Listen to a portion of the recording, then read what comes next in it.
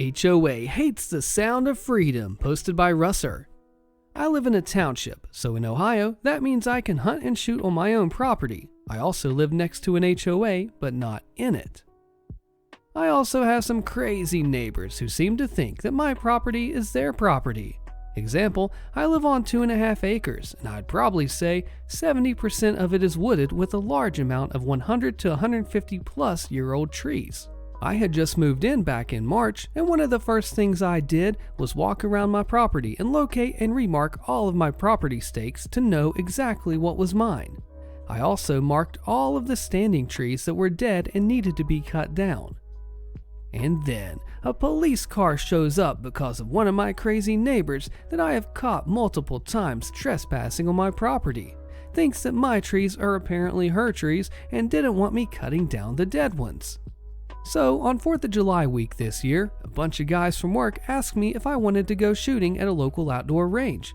When I asked what range it was, I told them no. Why don't you all come over to my house and we can shoot for free and not have to drive for an hour to a crappy range? And they asked, well, what about my neighbors? And I said, screw them. That's exactly why I bought this property, to do whatever the heck I want. So I posted on the local neighborhoods group to give everybody a heads up. If they hear a bunch of gunfire on that Friday afternoon, there's no need to freak out. I was just using my range with some friends. And of course, that's when the fun started. There was a good mix of people saying great, wish they could come, and then a bunch of the HOA busybodies complaining that I can't do that and the noise would be offensive and they have rules against that, and so on. Now flash forward to the Thursday before, and I'm out in my yard setting up all of my steel plate targets on my 100-yard range when I see a police car pull in my driveway again. So the sergeant says, you can probably guess why I'm here, laughing. And I said, yeah, I probably have a good idea. He says, I just want to start off saying, you are 100% right, and you can shoot and hunt on your own property, and it's not a problem. But since we had a bunch of calls, I wanted to stop out here and talk with you. That way, we don't have to bother you at all during your shoot tomorrow.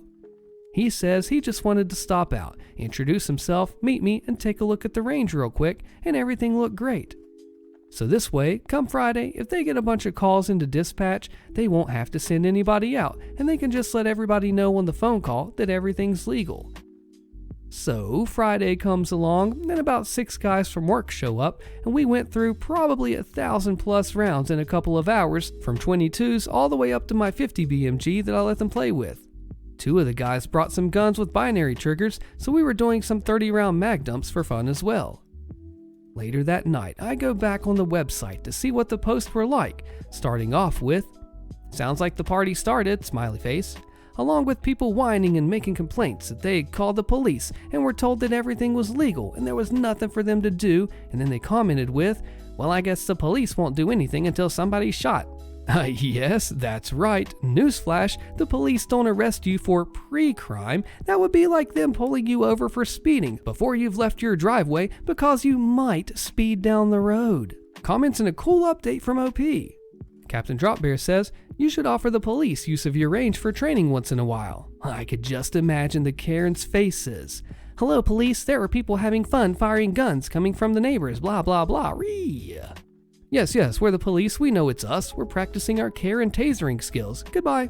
And OP replies, the funny thing is, when I was talking to the officer that was here and we were discussing guns, I had mentioned that I was going to be attending the NRL 22 National Championships, and he noticed the stock on one of my rifles, and it turns out that he and his son own the company that makes a custom cheek rest used on one of my stocks. HOA insists my sister and I are not a single-family household, and one of us should have to move out. We've lived here all of our lives. With an update posted by TG Lico. I'm 21 and my sister is 19. We've lived in this house our entire lives. Our parents bought this house 27 years ago. They joined the HOA about 15 years ago. My dad died 5 years ago and mom died 6 months ago. We are now the owners of this house. We've been visited by the HOA multiple times. They're citing that we're not a single-family home anymore since our mom has died. They've told us that according to the terms, only a single family can be resident in the homes, and being single family is defined as a person or couple and their legal unmarried children. This meant that my mom could live with me and my sister as it was a single family according to the definition, but me and my sister living here after our mom's death means we are two families of single adults. They want one of us to move out so that this place becomes a single family home again. They visit us 4 times now asking us to leave. They say they don't like to sue out of respect for our parents, but they will do that if we continue to refuse to comply by the community rules. Can they kick out one of us out of our own house? What should we expect and how can we fight this? The update. So I first confirmed that they are from the HOA, not just some people harassing us for the fun of it. We also got the CC&R of the HOA, which included a clause about single family and its weird definition. If it included partners and children, grandchildren, parents and grandparents, step-parents, children, uncles, all of that, but no siblings. It even had a clause that said co-owners are not allowed to live there unless they are a single family based on the definition. We also received a letter from them telling us of our violation and demanding us to comply. So my sister and I went around the neighborhood and gave copies of the terms and the letter we received to everyone and told them, imagine you died tomorrow. Do you want them to kick out your kids? Because they're doing it to us. They will do it to your kids as well. Help us stop them. We gathered signatures and had almost everyone contact the president and demand this should stop. Within 2 weeks, we received a letter that says this has been a mistake with an apology. We learned that this HOA is horrible to everyone, not just us. So there are now people preparing to run for the HOA board to replace the current members, and they're promising to have a referendum about whether the HOA should be dissolved or not, because it really is doing nothing of substance except being a pain in the butt of everyone. We've had ongoing issues with our HOA, and the latest is that they have sent us a warning about having an RV, a very nice, expensive RV, parked on a short street across from our driveway. Some friends came through for a couple of days on their way from Alaska to Kentucky and took a break at our home. We received a warning from the HOA accusing our friends of camping in their RV. They stayed inside our home in the guest bedroom, but they made a point of saying that there was evidence of camping and that we were in trouble over it. The interesting thing to me is that there is construction next door to our home that's been going on for over 2 years, and the builder, who will eventually live in the home, parked junk trailers, inoperable vehicles, and stored trailers belonging to subs while they weren't working on the property. They dumped trash on our property and at one point dumped a full-size deli and meat cooler on our property. The rules clearly state that residents aren't allowed to park trailers, boats, inoperable vehicles, and such on their lots. I did not know this before our friends arrived, so yes, I'm in the wrong, but I'm pretty ticked off that they've allowed this contractor to make our really nice neighborhood of expensive houses look like crap for 2 years. Whenever I complained to the HOA, they told me they're not in the enforcement business and that it's different because he's a builder and the HOA rules don't apply, even though he will live in the home for 2 years to avoid capital gains. Their other recent attack, I'll call it that, is that one night we went out to grab a bite and the HOA's compliance officer called me and threatened to call the sheriff and animal control because our dogs were barking inside our home. We had accidentally left the windows open, and that was an honest mistake because we always close them. We live in the mountains and there's wildlife. Around that time, a fox was coming onto our back patio, attracted to our home because of food trash left out by subcontractors that would blow into our backyard. Our dogs barked, and once I realized that compliance officer was the same woman who'd ignored my complaints about construction trash, and then I asked her how she could threaten me while ignoring my complaints, she replied, "We're not in the enforcement business." I guess she didn't see the irony. They are also harassing us for things that they are not enforcing with other residents, like dogs barking constantly, loud karaoke, and parties until all hours of the night. I have been treated like crap by this HOA. When we bought our home 2 years ago, our home came with plans for a second floor, and I'm also afraid that since they think I'm a nuisance, that they won't approve our permit to build that was previously approved by them. Can they do that? What would you do if you lived in this terrible HOA? This is bad, man. If you're going to apply the rules to one, you gotta apply them to everybody. That's not your car, lady. Posted by 360 Entertainment.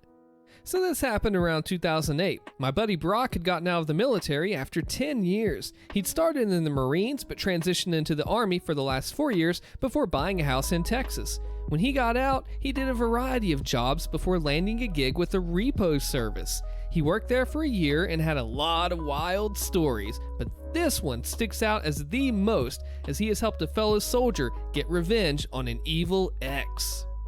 Brock was at the office speaking with his manager, whom I'll refer to as Karen. Now, this particular Karen had a lot of Karen-like qualities, but was a force for good, if you can believe that. While they were talking, they see a young man enter the office. They immediately noticed he had 2 black eyes and an arm was in a sling. The young man, whose name I unfortunately never learned, but I'll call Ben, asked how hard it would be for them to help repossess his car. Karen called her daughter in, Karen Jr., and had her pour Ben a cup of coffee. Karen then asked Ben to tell her a story. Ben began with telling her that he had just returned from a deployment. He had been dating a local girl that lived outside of the famous Fort Hood, not a good idea by the way, before the deployment. Thanks to a previous deployment, he had managed to get himself a used black Dodge Charger, which was his baby. He further explained that shortly after buying the car, he had met the local girl, who, for the sake of the story, I'll call Morgan. Morgan was always asking to drive his car, but he would always decline. When he was getting ready for his deployment, Morgan repeatedly asked if she could borrow the car, but he kept saying no. After much needling, he relented, but on the condition that she take care of his apartment until he comes back from rest and relaxation leave. She agreed. Ben left for his deployment while Morgan took care of this place. When Ben came back for leave, he found his apartment immaculate. He pulled his car from storage and drove to Morgan's. He spent a few days with her before handing her the keys and heading to his home state to visit family before returning to his deployment. He returned again from his deployment and found nothing but trouble.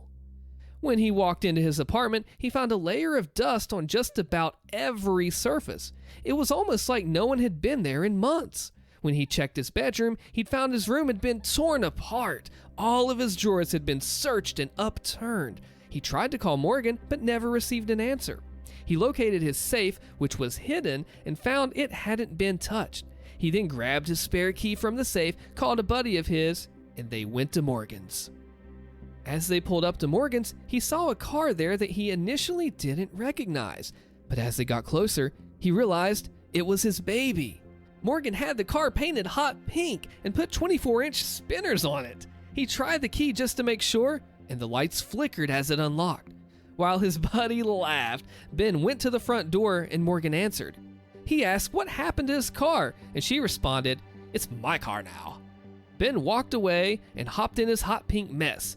As he stated it, 4 large dudes came out of Morgan's house, one with a baseball bat, and yanked Ben out of his car. They proceeded to beat the crap out of him in the driveway before his friend intervened, pulling his conceal and carry pistol on the group.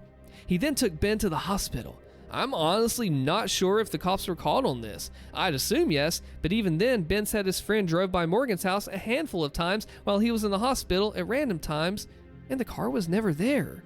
Karen stared at Ben for a bit before asking for the paperwork. Ben handed it to her, and Karen had a smile form on her face. She then asked Ben for Morgan's phone number. Ben gave it, but wasn't aware of what was about to happen. Karen handed the phone to Karen Jr., who then dialed the number. Karen Jr. then began speaking to Morgan, telling her that they'd met at one of the local clubs and wanted to know if she was down to party that night. Apparently, Morgan agreed, and the plan was set. Brock parked his tow truck at the club and waited. Sure enough, Morgan showed up with the pink monster, parked it, and went inside with some girlfriends. Brock gave them 5 minutes before he stealthily drove up to the car and hooked it up. As he was pulling out with the pink monster, Morgan walked out of the club. She saw her car in the tow truck and began trying to flag Brock down, but he was already out of there. The next day, it was business as usual at the office when Morgan called. She was furious that her car was stolen by them and wanted it back. Karen, using her best customer service voice, told her that if she had the registration, she could come pick it up. Morgan began screaming louder that she was going to call the cops, at which point Karen sarcastically told her, "Please do," and then hung up on her. As this phone call was going on, Brock happened to look out the window and saw Morgan standing next to a car in a vacant lot, throwing what appeared to be a temper tantrum. After Karen hung up, Brock watched her get in the car on the passenger side. Karen then looked out the window and had Brock verify it was her. She then began to smirk. Karen then proceeded to call the owner of the property Morgan and her friend were occupying. She told the owner about the car and asked if he wanted it towed, and the owner okayed it. Brock then drove his truck over to the ladies in the car and introduced himself. They tried to explain that they were waiting for Morgan's boyfriend, but Brock insisted that they weren't allowed to park there. They argued and called him every name in the book. Brock then hooked up their car and lifted it partially off the ground, forcing the two to exit the vehicle. They tore into him until he showed them the tow order. While this back and forth was going on, Ben arrived at the office and Morgan saw him walk in. She ran to the office door and Brock proceeded to lower the car. When Brock went back to the office, all hell had broken loose. Morgan apparently tried to snag the keys back from Ben, but he pocketed them. She began to hit him in his hurt arm and warned Ben that she'd call her friends to finish the job if she didn't get her keys back. Karen Jr. had already called the cops at this point, and Brock got in between Ben and Morgan, even telling Morgan to try hitting him to find out what would happen.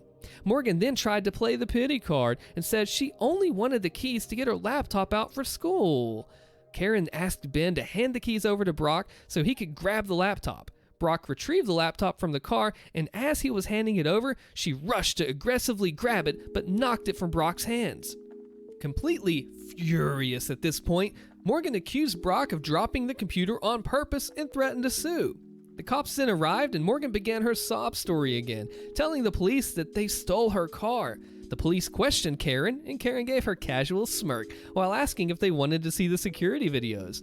The police watched and listened as Morgan punched Ben several times and heard the threats that she made about sending her friends after him. The police then turned to Morgan, who had turned ghost white at this point. She tried to back her way to the door, but the police stopped her.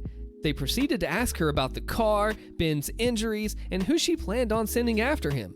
She initially denied everything, but they already had evidence on her beating him up. She was arrested and Ben got his car back. After the cops left, Ben admitted he didn't want to be seen in a car that looked like it was advertising Pepto-Bismol and planned on trading it in for a GTO. We later heard through the grapevine that the 4 guys who beat up Ben were arrested. Morgan had ratted them out. Employees' lunches are their personal property, and the company is not responsible for lost or stolen personal items. Posted by Rogue Misanthrope. Nobody likes a lunch thief, and I had one of the most aggressive at my office. There were rumors for a few months leading up to the inciting incident of someone going around and taking people's lunches. Just about every day, someone different would complain that their lunch was missing. It even happened to me once or twice, but I figured, hey, it's a big office. A few people are probably just careless and grab the wrong lunch and are too embarrassed to bring it back, or someone else packs their lunch and they don't know what's in there, so it's not obvious they have the wrong one or whatever. Most people just brought brown bags with their names on it anyways, or identical Rubbermaid Tupperware with a little piece of labeled tape on the side. It was easy enough to mix it up.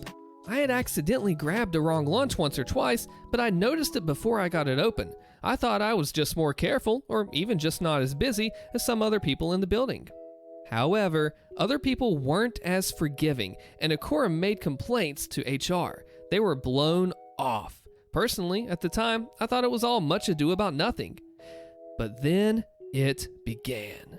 My wife enrolled in a French cooking class online, and just about every day, I was bringing fancy gourmet leftovers in for lunch. You'd think I was picking up a to-go bag from a Michelin-starred bistro on the way in each morning. She really threw herself into the coursework. There were no problems for about 2 weeks, maybe 3, until one day, my lunch went missing. Considering what delicacies I had to look forward to, I was pretty miffed, but I did a once-over around the break room and didn't see anyone eating my lunch, so I figured someone grabbed my bag by accident earlier, saw how good things looked, and, realizing it was their lucky day, didn't bring it back to the fridge. I wrote the mysterious stranger off as an a-hole, but accepted the loss and looked forward to dinner that night instead. The next day, I write my name on the lunch in extra bold lettering, jam the bag into the back of the fridge, and feel peace of mind. I get there, come break time. Nope, it's gone. I was pretty upset, but I figured it was a stroke of bad luck, and I've just left it at that. What else could I do? However, third day, out of an abundance of caution, I kept my lunch at my desk. A pain because I had to eat it fairly early in the day to avoid spoilage, but hey, at least I know where it was. I got up to take care of some business down the hall, and when I came back, yep, my lunch was gone. Unfortunately, that didn't help me narrow it down much at all because my desk is centrally located, so everyone's constantly passing by. At that point, there was no possibility of the theft being arbitrary, so I approached HR and filed a complaint. Their response, practically verbatim, was, "Employees' lunches are their personal property, and the company is not responsible for lost or stolen personal items." The following day, my wife packed a cream-based soup that really had to be refrigerated. I was passing by the break room to check on my lunch practically every 5 minutes. Somehow, it still managed to disappear. I was irate at this point, and I returned to HR and really blew my top. The best they could do was send a memo around about remembering to check the name on your lunch when you remove it from the fridge, but they made very clear that it was just a routine memo and in no way related to my complaints, which were not their jurisdiction, so not an admission of responsibility because my lunch was my own personal problem. The only suitable alternative to packing a lunch available in the building are those wretched shrink-wrapped ham and cheese sandwiches from a vending machine. They've been marinating in the heat for God knows how long, and the bread is as stale as corkboard, and the meat is rancid, and there's gluey mayo smushed into the center. It's a relic of the old office tenants, I'm pretty sure. I vented daily to my wife, but her only idea was to start bringing a regular sandwich and apple again to dissuade the thief and get him to move on to other lunches. So, determined to prevent this lowlife scum from downgrading the quality of my lunch, I hatched an elaborate plan. Then the pandemic hit, and I forgot all about this whole saga. I worked remotely for months and months, and then we returned, and after all that happened globally, this was the last thing on my mind. But I got to the break room the first day back, frustrated from having to wear a button-up and tie after months of working in pajamas, sore from my desk chair, and exhausted from small talk, only to find my lunch was gone. This was a particularly sore point because my wife and I divorced between my last lunch and work and the present one, so I did not appreciate being reminded of any past threads involving her. I pretty much flew into a blind rage at that point, especially seeing that stupid worthless memo about checking the lunch bag names posted in the break room, feeling so helpless and so hungry and so alone as it was me and my lunch against the world. I stormed out and was determined to return the next day with a plan. So I came in the following day with an empty lunch bag. And I checked closely to be sure no one was watching, and I switched the contents of the HR person's lunch bag into my bag. So now their lunch appeared to be my lunch.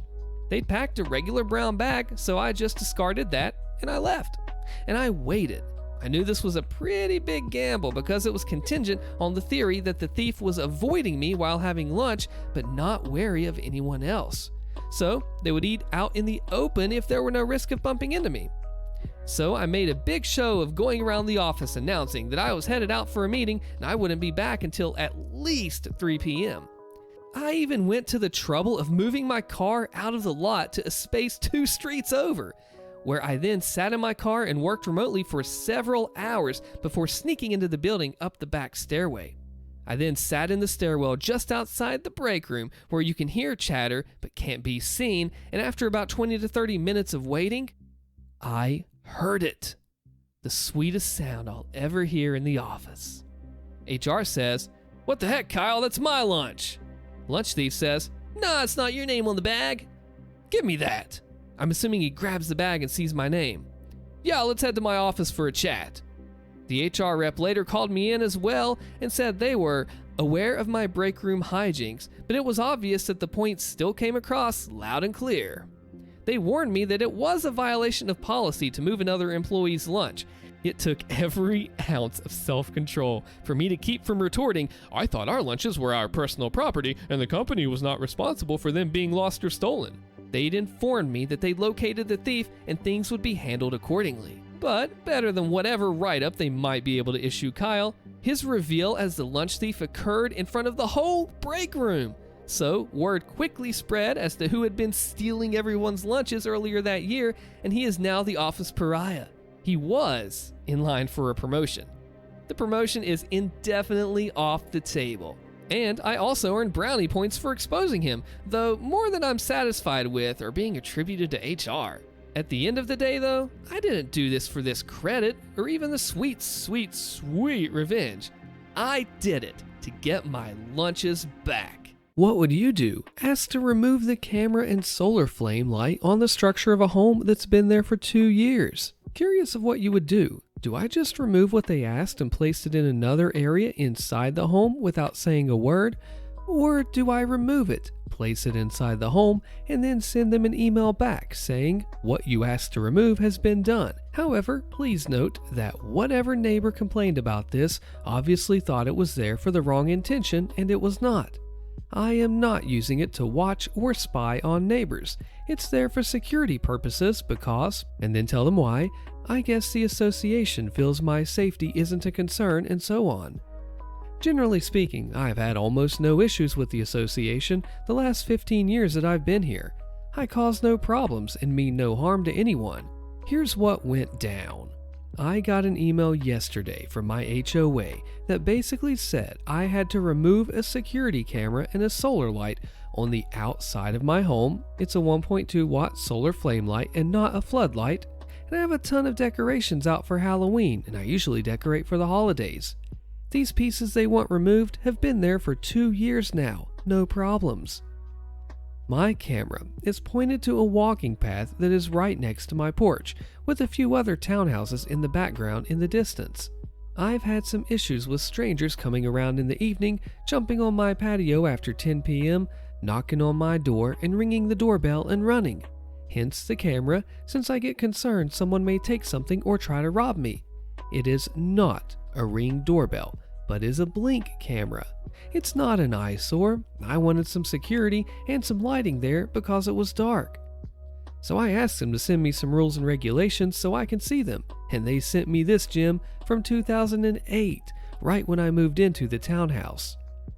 According to them, no floodlights or any other electrical or mechanical devices may be installed to or installed to any portion of the common and limited elements at any time, except as may be provided below. So I still don't know what the below is, as it's not in the document, but it is the reason for it because we are preserving the economic and aesthetic value of our community. Also, they threatened to charge me $25 per day if I don't remove them. They sent me a picture of the specific camera and the light in question.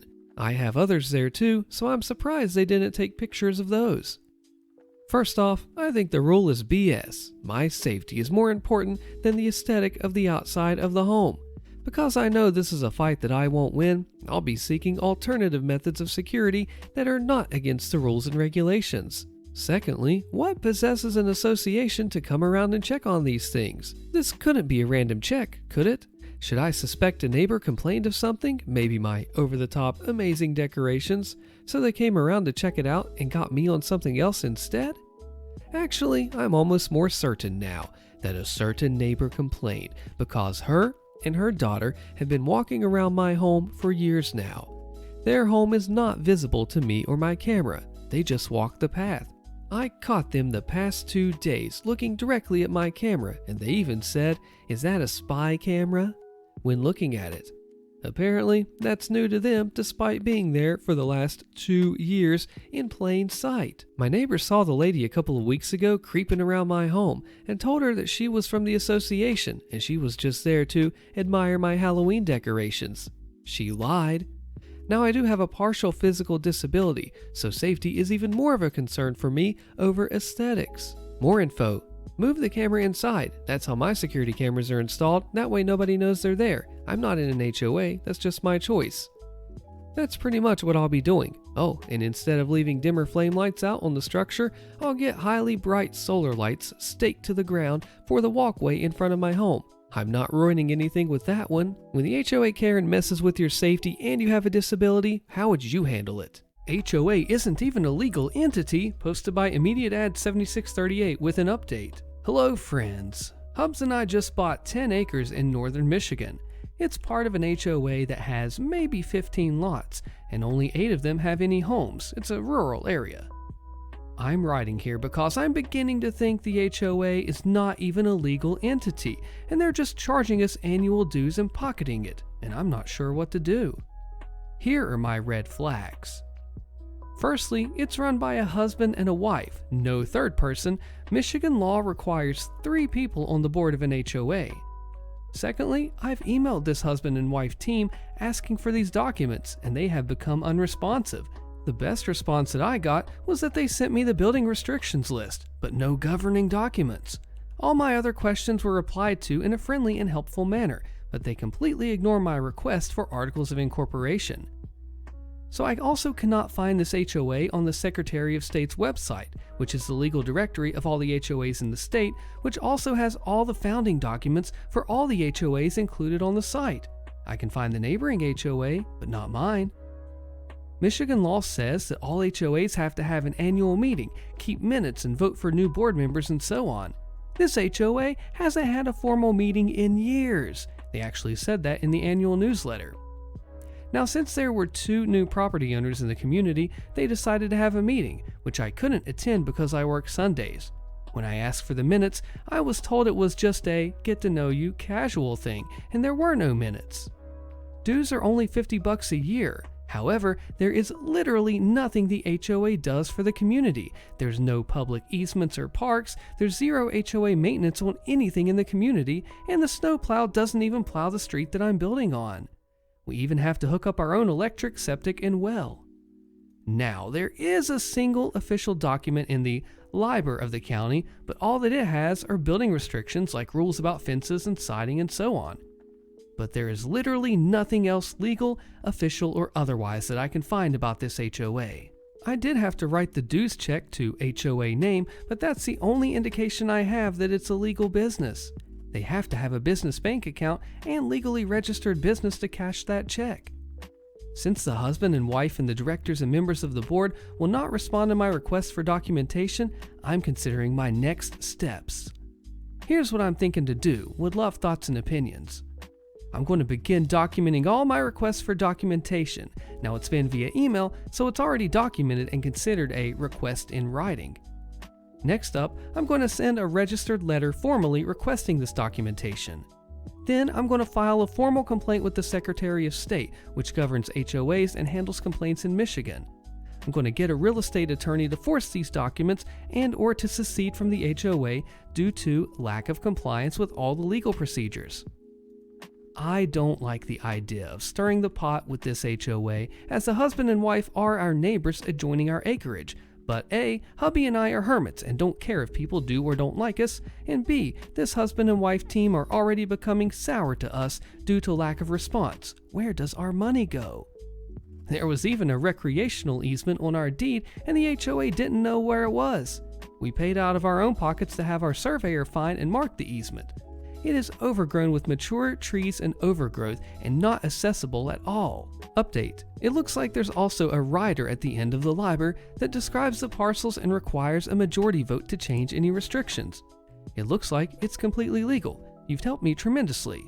But now, I'm even more confused about where the money goes. I guess it doesn't matter since I'm legally bound and $50 a year is nothing really.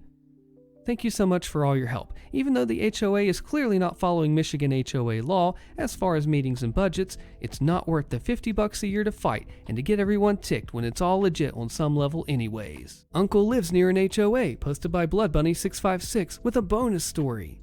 So my uncle bought a piece of land and built his house on it. Several years later, several houses were made around him and an HOA was formed. He never joined it because he hated the idea of HOAs. The whole problem started when my uncle saw several kids playing in his backyard. Now, my uncle has 7 dogs. 2 are bloodhounds, 1 was a pit bull, and the rest were mutts. So he was worried that the kids might get bitten by a dog. So he built a fence around the border of his land, and it took him 3 days to finish. However, the day after he finished, he gets a fine from the HOA for building the fence without the permission of the HOA. He ignores it since he is not part of the HOA and the fence is on his land and was not breaking rules. A week later, someone from the HOA comes to talk to him about the fence, and he says he is not paying the fine because he's not part of the HOA. And then he explains why he built the fence. The HOA apparently thought he had 1 dog and not 7. My uncle says goodbye, thinking that they had come to an agreement that the fence was fine, but my uncle would paint it, which he'd already planned to do. He had just not gotten around to it. The next day, however, he gets several fines, one of which was for his dogs and another was for the fence that he again ignored. Several days later, he buys 2 white paint cans and starts to paint the fence. However, while he is doing it, several people that lived there walked by. Some said hi, others just glared at him as they walked on by.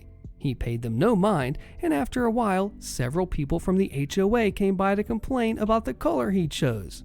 He didn't understand what was wrong. After all, it was white, so he asked what was wrong with it, and they said they didn't approve him building the fence, yet alone painting it, and they proceeded to say that he has to tear down the whole fence by the end of the week and then request for permission to build the fence again. He refuses and says again that he was not part of the HOA. This turns into an argument where his dogs are brought up, and by the end of it, they were threatening his dogs. By this point, there was a small crowd gathering and watching, so my uncle calms himself down, picks up his paint, and goes back home. 3 days later, while he was still walking around the inside of his fence, he finds several pieces of bacon covered in a white powder. When he picked them up, he realized they smelled like a chemical, and he realized that someone was trying to poison his dogs. Getting super ticked, he installs several cameras around the fence to find out who it was, and he actually gets them on camera one night. So he goes to the HOA meeting that was happening next month, but when he gets there, it turned out that the person trying to poison his dogs was the HOA president, who I will call Karen. He hadn't even met her until then. He still showed the video and even brought some of the bacon as proof and said that if it continued, he would contact the police. After that, the bacon stopped being thrown into his yard and she was voted out and later moved somewhere else. It wasn't until a month after the Karen moved that he was told the kids he saw playing in his yard were the Karen's kids, and that since he built the fence, they had been complaining non-stop for months that they could no longer play there. And my uncle only didn't call the cops immediately because he had some bad run-ins with them when he was younger and didn't trust them to not screw him over. Holy cow, it's one thing to lie, HOA, but to poison the dogs as a president? Insane. There's a story in this comment and it's crazy. Lucky the Lurker says, if he doesn't want to call the cops, call a lawyer. Have the lawyer talk to the cops. Get an attorney and a no contact order. In most places, the offenders, the HOA, must reimburse legal fees. I had a similar issue with the HOA that formed next to my property. Here are some of the issues I had over the last 20 plus years with the HOA. They tried to force my membership. They tried to fine me for violations despite not being a member. They harassed my daughter on our property and once stopped her while driving through the HOA. Those involved got jail and a fine. They tried to block my access to my property by saying that the public road that goes through the HOA was private and said that I needed to join the HOA if I want to use the street. They towed vehicles legally parked on my property. They illegally used my property as a parking lot and community fair, causing damage to my field, including contaminated soil. The equipment leaked oil and the chemicals onto a field that I used to grow hay and graze my horses. They removed a portion of my fence to gain illegal access to the property and cut down several trees on my property without my permission. And then they would trespass multiple times. They'd violate a no contact order multiple times. They started with the demand to join, and I replied with a letter stating, I don't, and citing the law. They followed up with fines and demand letters, and I replied once via certified mail, restating that I'm not in the HOA and not legally required to join. Next notice I got from them, I called an attorney and let them handle it. They knocked on my door and harassed my daughter in our yard when I told them that I wasn't speaking to them to call my lawyer. After that, I have kept a no contact order in place for 20 plus years. We have gone this route every 5 to 7 years. New people join the board and forget that there's a no contact order, and every time they send me something, it just goes to my attorney and they get a letter, a copy of the no contact order, and a bill for his time. Sometimes they try to press issues with the lawyer, and they always lose and have to pay the fees. For this reason, I hired the most expensive law firm I could find. Anytime they legitimately need to talk to me, paying the legal fees is worth it to not have to talk to the HOA. I haven't heard from the HOA for a few years, but I don't doubt I will again, so the no contact order stays in place. I do get along with people in that neighborhood, despite several expensive assessments they've had to pay to cover the HOA's screw-ups. I'm even friends with someone who's a board member at large, holds no office, just votes on new things. They remind new board members that they need to contact my lawyer. I am so sorry you got screwed like that, but I'm glad you got it in place to get them back when they try to get a hold of you against the rules. HOA moved in on my uncle, posted by Little Bit Evil. About 25 years ago, my aunt and uncle moved into a new construction single-family home neighborhood on a half an acre. About 6 months after they moved in, he was informed that his neighborhood was being taken over by an HOA. He disregarded his HOA application as he did not wish to join. Not long after this, random neighbors began complaining to him directly about his boat and the cars in his driveway, violating HOA rules. He just informed the often rude people that he was not a member, that they would argue with him that everyone was a member. One of the major issues is that his driveway, garage, and front yard was on the main level of his home, and the backyard dropped down a cliff to level with his basement and backyard. So he had no way to back his boat around the side of the home into the backyard. Eventually, the HOA began harassing him with threats if he didn't move his boat to the backyard. His backyard had been closed off by a vinyl fence. The HOA installed and lined another road back there. So one day, my uncle decided to compromise by trying to take down a section of his back fence so he could make a gate for boat parking access. The HOA called the police on him for destruction of property. The police left my uncle with a warning if the fence was returned to proper condition by the end of the day. Uncle put the fence back up and placed his boat back in the front driveway. Now the fines started coming, week after week, month after month. When the fines reached $10,000, the HOA filed a lawsuit against him. He countersued for the harassment and the street access to his backyard. In court, the HOA showed the HOA boundary and showed my uncle's house was in the middle of the HOA, explained the violations, and the police report filed over the back fence.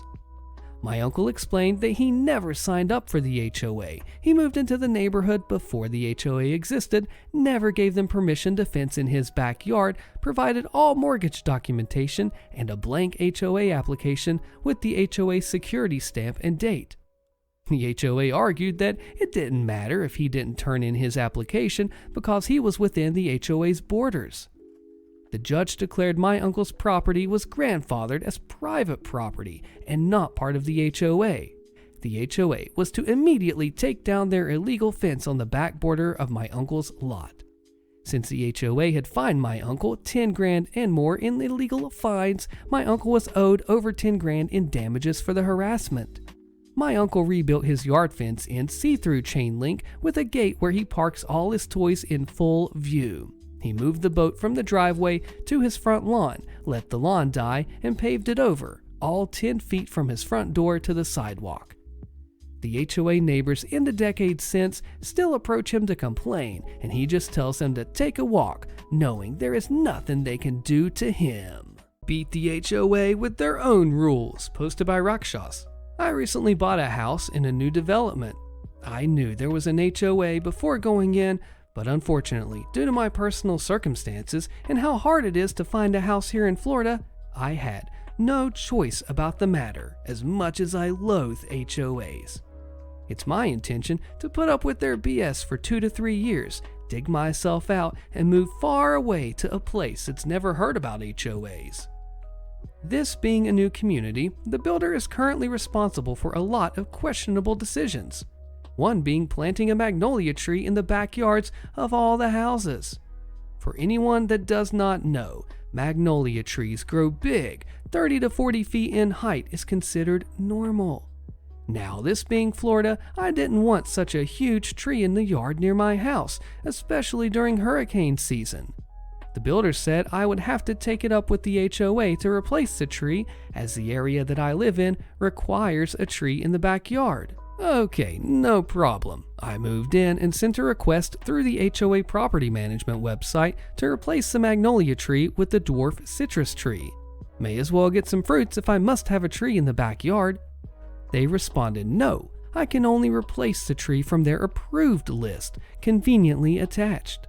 I scoured their list, not a single fruit in the list. I was beyond ticked. I read that list up and down, even put it through ChatGPT to see if I was missing anything. No fruit tree or plants. Okay, how about insect repellent plants? None of those either. To say I was beyond ticked is putting it mildly. I had read their CC&R before moving in, so I had an idea of what I was getting into. I stewed on it for a couple of days, and I was deciding to get a shrub from their approved list when I read their CC&R one more time. I found this gem. 4.58 Florida-friendly and drought-tolerant plants and landscaping materials. Notwithstanding any provision to the contrary in the governing documents, the association shall not be permitted to prohibit the use of Florida-friendly or drought-tolerant plants and landscaping materials within the community.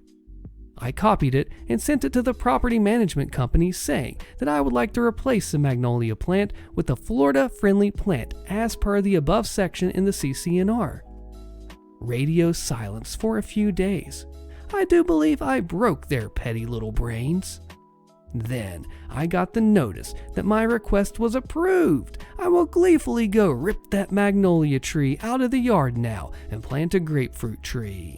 I have since spoken with some of my new neighbors, and they have all expressed a desire to remove the magnolia tree from their yards for various reasons.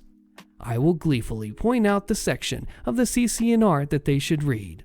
Garage door clicker stolen. HOA trying to make me cover for the replacement by hopeful outreacher. Okay, long one. About 3 months ago, the garage door of our condo broke, and the HOA fixed it. Except now, the door is only capable of closing on its own without giving the ability for the residents to close manually, so no one waits for the door to actually close and drive off.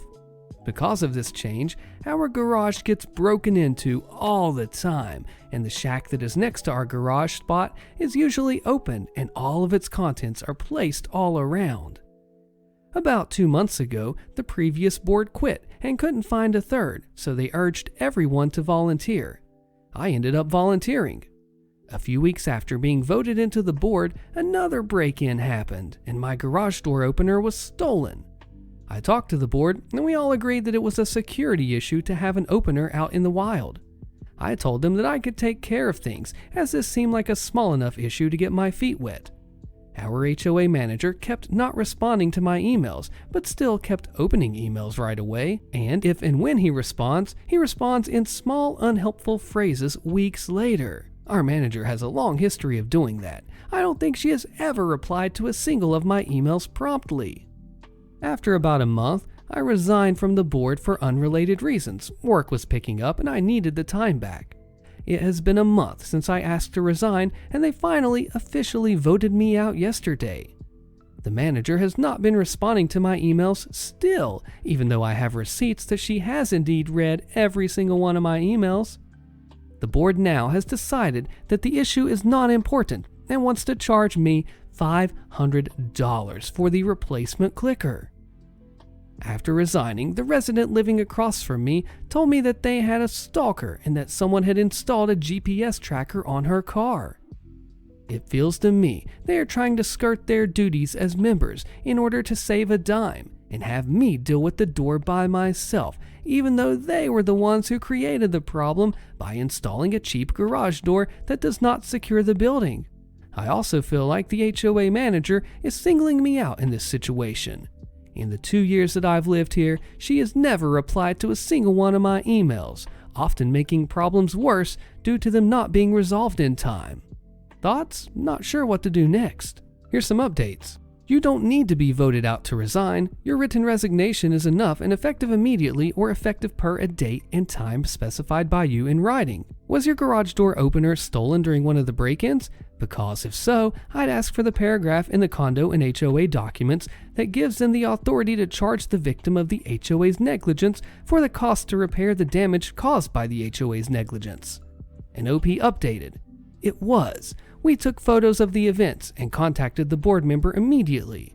We found a wrench in our car, found the shack to be opened second time at that point, and in addition, we noticed there was an opened box next to the garage door. Man, OP, if going to the HOA doesn't fix this, let's go to the cops instead. HOA story time. Entitled neighbor wants workers to unseal the road so he could get out. This is about my entitled neighbor, one of many stories. Let's call him Dan. No one in the community likes Dan.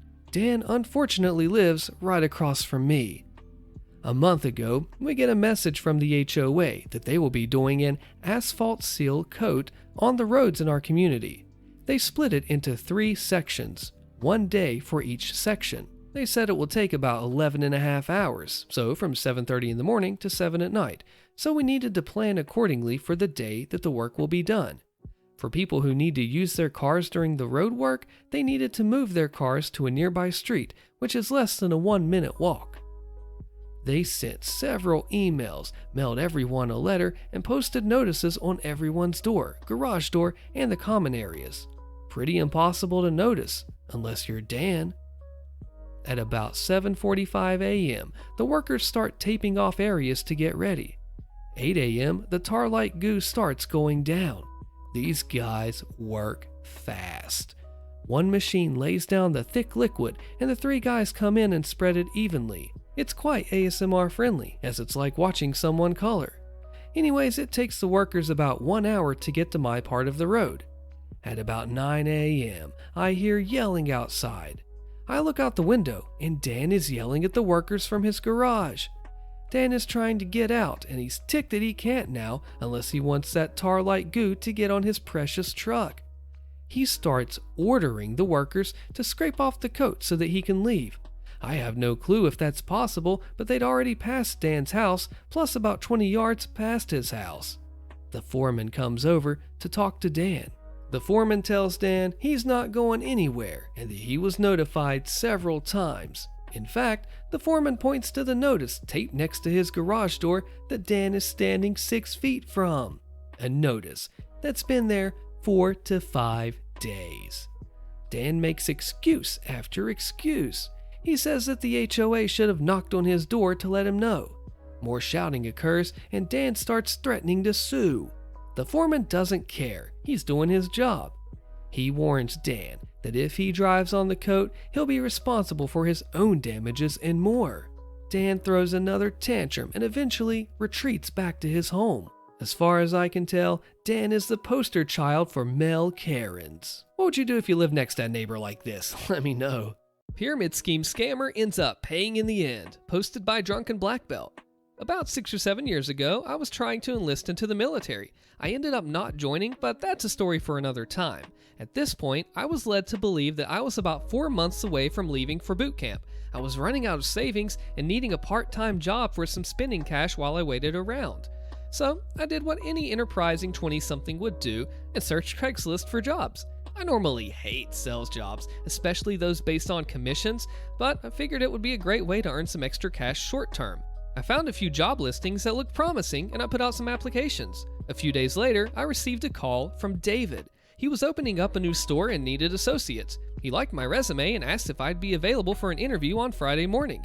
I was very upfront with him and let him know that the distance was a bit more than I normally drive for a retail job, and I asked what he was offering for an hourly rate to see if it was worth the drive. He told me that they were planning on offering an hourly rate in the mid-teens along with commission. It seemed like an okay deal, so I agreed to be there Friday at 8 a.m. Friday arrives as a cold and rainy day. I wear a nice shirt and tie and drive in heavy traffic to the address David provided. I knew the area from a previous job, and I eventually found the strip mall that I was looking for. However, I'm not seeing any signage for the company name that was listed.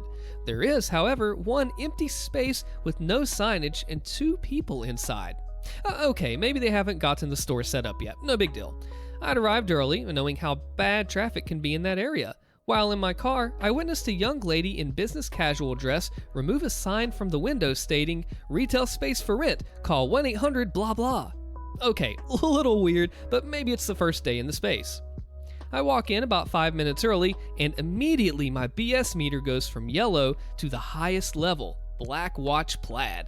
The tables are all simple plastic folding tables, the kind college kids would buy for beer pong while on a shopping trip to Target. The walls are plastered with laminated charts featuring tons of dollar signs, smiling faces from stock photos, and an organizational chart showing an all too familiar shape. A pyramid. Dang it. All right, might as well have fun for a while to wait out the traffic going home. The young lady in the dress approaches me, introducing herself as Cindy. She welcomed me to company name and asked me to have a seat. She sat at her desk, another plastic table, and pretended to go through paperwork. However, she was really just shuffling papers around. We just get to chatting, and I asked her how long she's worked for David. She says she's been his secretary for about 6 months, and I'm going to love it here. Eventually, a guy walks out of his back office. Early 30s, clean cut, wearing an ill-fitting suit from JCPenney's. As he's walking over, all smiles, Cindy says, "Oh, Dennis, our new recruit is here." The guy stops in his tracks and gives her a cold stare. "It's David, Cindy. We've been over this." He turns back to me and gives me his brightest, hard to find good help these days, smile. David sits me down and welcomes me, saying they're going to start with a group interview and has me sit down in a circle of chairs. Eventually, more people come in and sit down. David gets up and begins to thank us all for coming. He tells us about an exciting new opportunity from Cutco. He pulls out a set of knives and explains how, with his company, we can make as much money as we want, all while setting our own hours. He even pulls out a textbook, saying about how this company's revolutionary tactics have even been featured in college textbooks. He opened to a page, his hand covering parts of it, making sure we can all clearly see the words Cutco in large letters on the page. Sad to say, a lot of the other interviewees were very impressed by this. One pregnant girl seemed very excited that she could work around her pregnancy and upcoming birth. David was going on and on about how much money he's made and how hard workers will rise to the top quickly. At this point, David said he needed to take a quick phone call and gave us 5 minutes to have some coffee, chit-chat, whatever. As he stepped away, he left his college textbook behind. Oops. So I pick it up, find the earmarked page, and I read. As I thought, it was all about pyramid schemes, and it had Cutco as one of the largest examples. It goes on to talk about how these are essentially scams, not economically viable, and on and on. So I decide to share this with all the group. I explain how pyramid schemes work and how they're just scamming us. They seemed incredulous, so I said when David gets back to ask them about what we need to pay to get started. That finally got everyone to realize what was going on. David walks in a few minutes later, and one of the girls in the group asks David what we need to get started. "Well, all you need is your first set of knives to demonstrate. You can sell on that directly or have them order one and keep that as your demo kit. It doesn't matter, just have to pay the startup fees for it." And that's when all heck broke loose. One kid started to get up and tell him to go F himself, saying he's wasting our time and he's an a-hole for trying to pull this crap. The pregnant girl is crying because she thought she found a place that would allow her to work despite being pregnant. David is clearly confused and flustered and asking who told them all this. When it becomes apparent that I'm the wrench in the machine, David gets upset and starts telling me to leave. People are yelling at David. David's yelling at me. Cindy's trying to tell everyone that she never met David before today and didn't know what this BS was. Eventually, we all walk out, leaving David behind. As I'm walking to the door, I see, leaning against the wall, the sign that was in the window before. Retail space for rent. Call 1-800 blah blah. As I get into my car, I dial the number. Eventually, I get through to a person and ask about the property for rent at the location of David's company. The nice lady on the phone apologized, saying that they had just leased that property out. I asked if she knew how long the lease was for, as I was really interested in that property. She said she wasn't sure that they hadn't done the official paperwork yet. They were on their way to the space to sign everything with the leaseholder in a few hours. I told her everything that had just happened to me and about David using the space for a pyramid scheme. She got extremely upset, saying that this stuff happens all the time in the industry. They'll go to sign, and last minute the leaseholder will decide to opt out after using it for some fly-by-night operation. She thanked me for the info, and I thought that was the end of that. Or so I thought. A few weeks later, I received an email from David telling me how I ruined his life, about how the property management found out what was going on and weren't refunding his down payment on the space, saying he violated a clause in the paperwork that he signed to hold the property, how he knew I was the one who called because I'm a terrible human being and blah blah blah. Now, he was out thousands for the space and supplies, and how he only wanted to give us jobs and help us. It was a long, very angry email with several things said about me and my mother. So I called 1-800-BLAH-BLAH again and spoke with the same lady as I did before. And she was very interested in an email from David where he essentially admitted to what he was trying to do. She said it would help them all in the legal proceedings. And don't you know, I was more than happy to send that email along to her. Her lawyer said it should be an open and shut case at that point. I'd like to think I'm a helper. This psycho Karen thinks she owns the HOA. Let's see what OP thinks about that. Back in 2013, I, now 35 female, lived with my parents, in part to help my mom take care of my dad as his health was deteriorating. Ultimately, it turned out to be cancer, caused by exposure to a chemical during his military service in the U.S. Marine Corps back in the late 1960s and early 1970s that turned out to be terminal.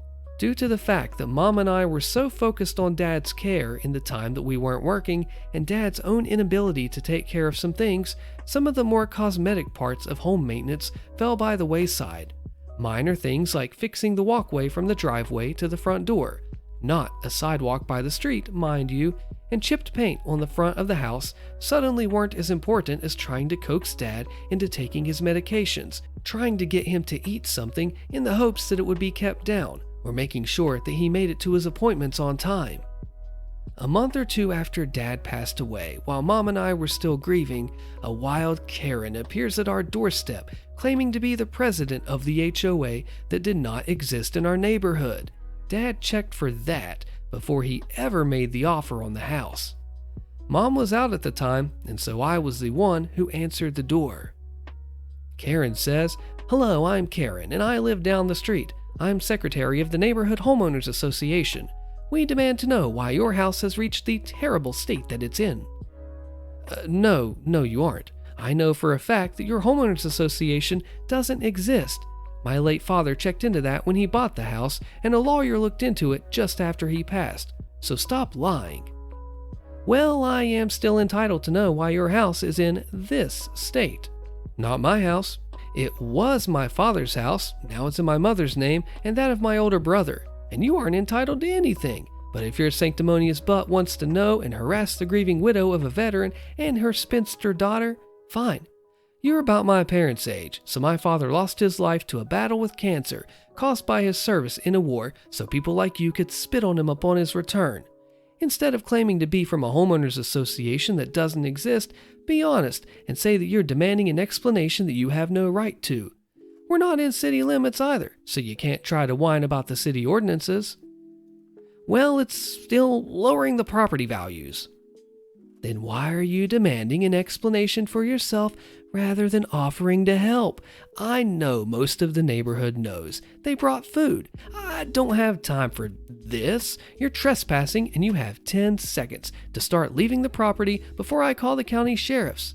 And if you come back, they will be called unless you are escorted by a Girl Scout with a cookie order form. Get bent. Do you think OP had some guts to stand up for their family in this hard time? Let me know what you think. HOA harassing me over security cameras and lights, posted by Bearded Trucker. My wife and I bought a house in an HOA back in May of 2020. We bought it from family and was told the HOA is very relaxed, to say the least. Basically, pay your dues and submit the proper documentation when doing major changes to the house and landscaping. We received the rules and regulations when we bought the house, and it was very generic, nothing in it mentioning security cameras and motion lights.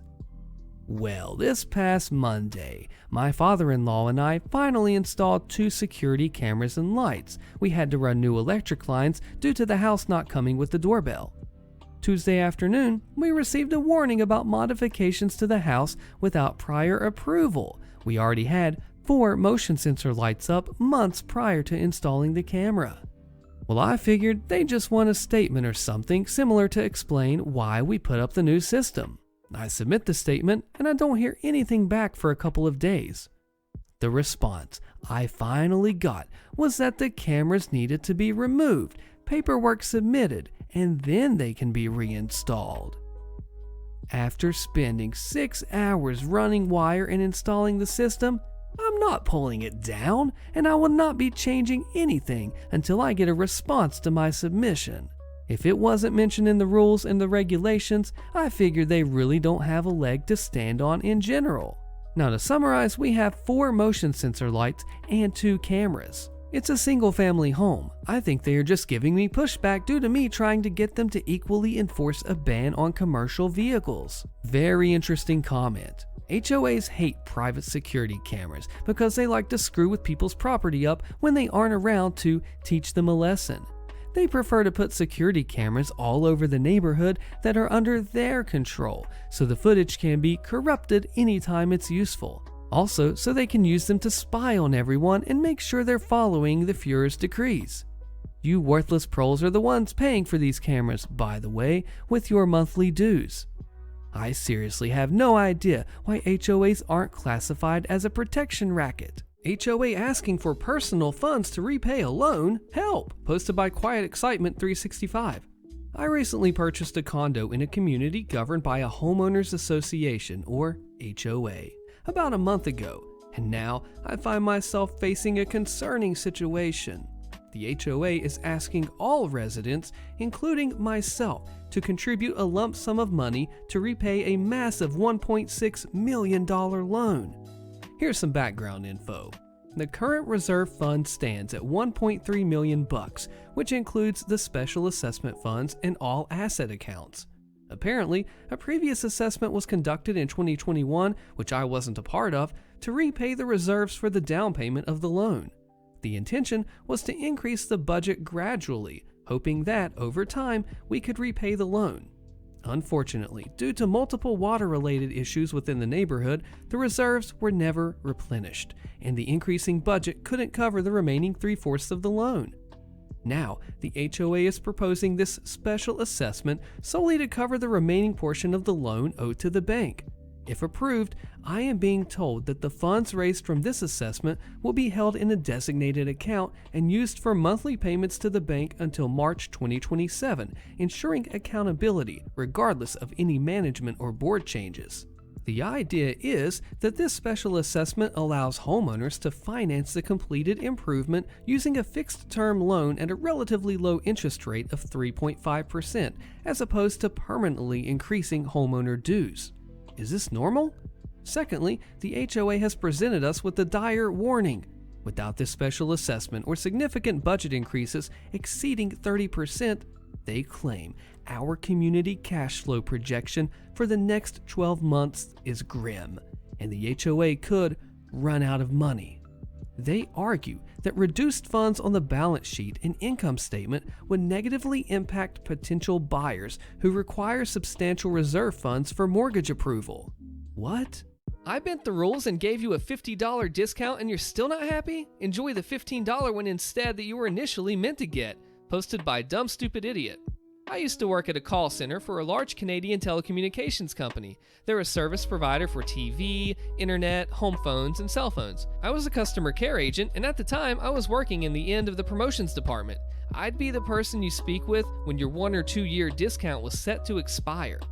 I had been through many different departments before I was moved to the end of promotion team, so I had access to multiple discounts a regular care agent wouldn't have access to because they never changed my authorization when I moved to the new department. This allowed me to bend the rules quite a bit when it came to renewing promotions for some customers. Now, most care agents have limited discounts they can give. Typically, the system would generate a discount for a customer's account based on their tenure and services with us. That's what the company claimed, which I find to be bullcrap, as I've seen accounts that were created back in 1999 that would be tagged for only $10 off, and sometimes nothing at all, and they would have to pay in market rates. This is where my access level came in handy. If I spoke with a customer who was super polite and gave me no trouble or stress, I would apply a better discount than what was originally tagged, especially if I see they've been with us for years and sometimes even decades. So, for example, tagged for $20 off, give $35 or $40 off instead. Now, the company always claimed that they keep track if we apply discounts that a customer wouldn't be eligible for, but I think that was also bullcrap because I did this to many accounts and it never came up during meetings with my manager. So one day, I get a call, a customer that's been with the company for a year or two. Let's call him Mark. So Mark's promotion is coming to an end pretty soon and he's looking to get a new one and at the same time upgrade his services. He was on a mid-tier TV package and had 500 megabits per second unlimited internet. If I recall, he was probably paying around $140 a month. He wanted to move up to our highest TV package in our gigabit internet plan, which is the highest you can get for both TV and internet with this company. And this said company is not a budget service provider, so typically that combination of products will cost around $180 before taxes, and the price just climbs up depending on how many boxes you have for the TV, if you have a home phone, and if you have any extra TV add-ons. So I tell him I will gladly look into it and I place him on hold. Since he was very polite and I was in a good mood, I was happy to bend the rules for him, especially after seeing he was only tagged for a $15 discount. He had a $25 discount before, so he would have been paying $10 more if he wanted to keep his services the same, and definitely a whole lot more if he upgraded to the highest packages. So eventually I come back to him with a $50 discount for 1 year. He will still be paying more for making the change, but it's a whole lot better than the $15 off that he was supposed to get initially. Now, all of a sudden, his attitude and tone does a complete 180. He starts getting angry and starts getting rude. He was talking as if he thought I was joking when I said $50 is the most we could give him. He went on a rant about how he's been with us for so many years and how he deserves to pay less than what he was paying before and, on top of that, get upgraded services. I explained that, unfortunately, because he is upgrading to our highest packages, then the increase in price is inevitable. I informed him that if he wanted to, the same discount could be applied to his current services and he'd be saving $25 more than what he's been paying. Then he pulls the same card I hear so often. Well, my friend has that package and he's only paying $80. Or, I see newer customers getting it for so much less. Which, in most cases, sure, it can happen, but with the combination of products he has, I know 100% he was just pulling those prices right out of his butt. Now, he got angrier and was demanding that he gets a better discount, and on top of that, he wanted the Crave Movies and HBO add-on, which costs $19.99, for free, for a year, on top of that, for wasting his time. I start to get frustrated and explain once again that it's not something that we can do and that $50 is the best we can offer. He asked to speak to retention, which at the time was the end of the promotion department, and I explained that, well, he's already speaking with them. He starts to lose it and says he wants to speak to a manager because he wants to pay what he feels like he should pay based on his tenure, which again was only around 2 years, which may seem like a long time, but in this kind of industry, it doesn't mean much. We do have a dedicated team of managers that take calls when a customer is going crazy. Their primary goal is just to diffuse the situation, but they are not there to give better discounts if we already went through the best options, and they always made that very clear. I explained that a manager cannot provide a better discount, but I can still transfer him to one, as it is company policy to get them to a manager if they request one, no matter what. So I place him on hold, and what we do is speak to the manager on the line first to explain the situation and all the options that we as an agent went through before escalating, and then they take the call from there. Usually you're supposed to disconnect from the call once you patch the customer through, but sometimes I like to stick around and mute myself just to listen to the manager tell the customer the exact same thing I already told them. Their reactions are usually priceless. So I explained to the manager, we'll call him Fred, that I had already offered the customer a way better discount than what he had before. I was worried that they would question why or how I gave them more than what they was tagged for, but this manager didn't seem to care. I explained how now he wanted to pay less than what he used to pay while upgrading to our highest package, and now, on top of that, have a $20 add-on given to him for free for a year. Fred scoffs because they understood how ridiculous that was and told me to patch him through. I add Mark to the call, introduce him to Fred, and explain that they'll take the call from there.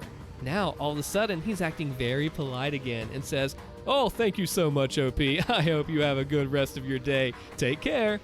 And continues this act while he talks to the manager as if he wasn't just screaming at the top of his lungs at me moments ago. I stick around to hear the conversation play out. Fred does a quick rundown of what Mark was asking us to do just to make sure nothing was missed, and Mark says, "Yep, that all sounds right to me." Then Fred pretty much tells him what he is asking for cannot be done, and that I had already offered the best discount we can provide, and explained that most customers pay way more for what he's being upgraded to.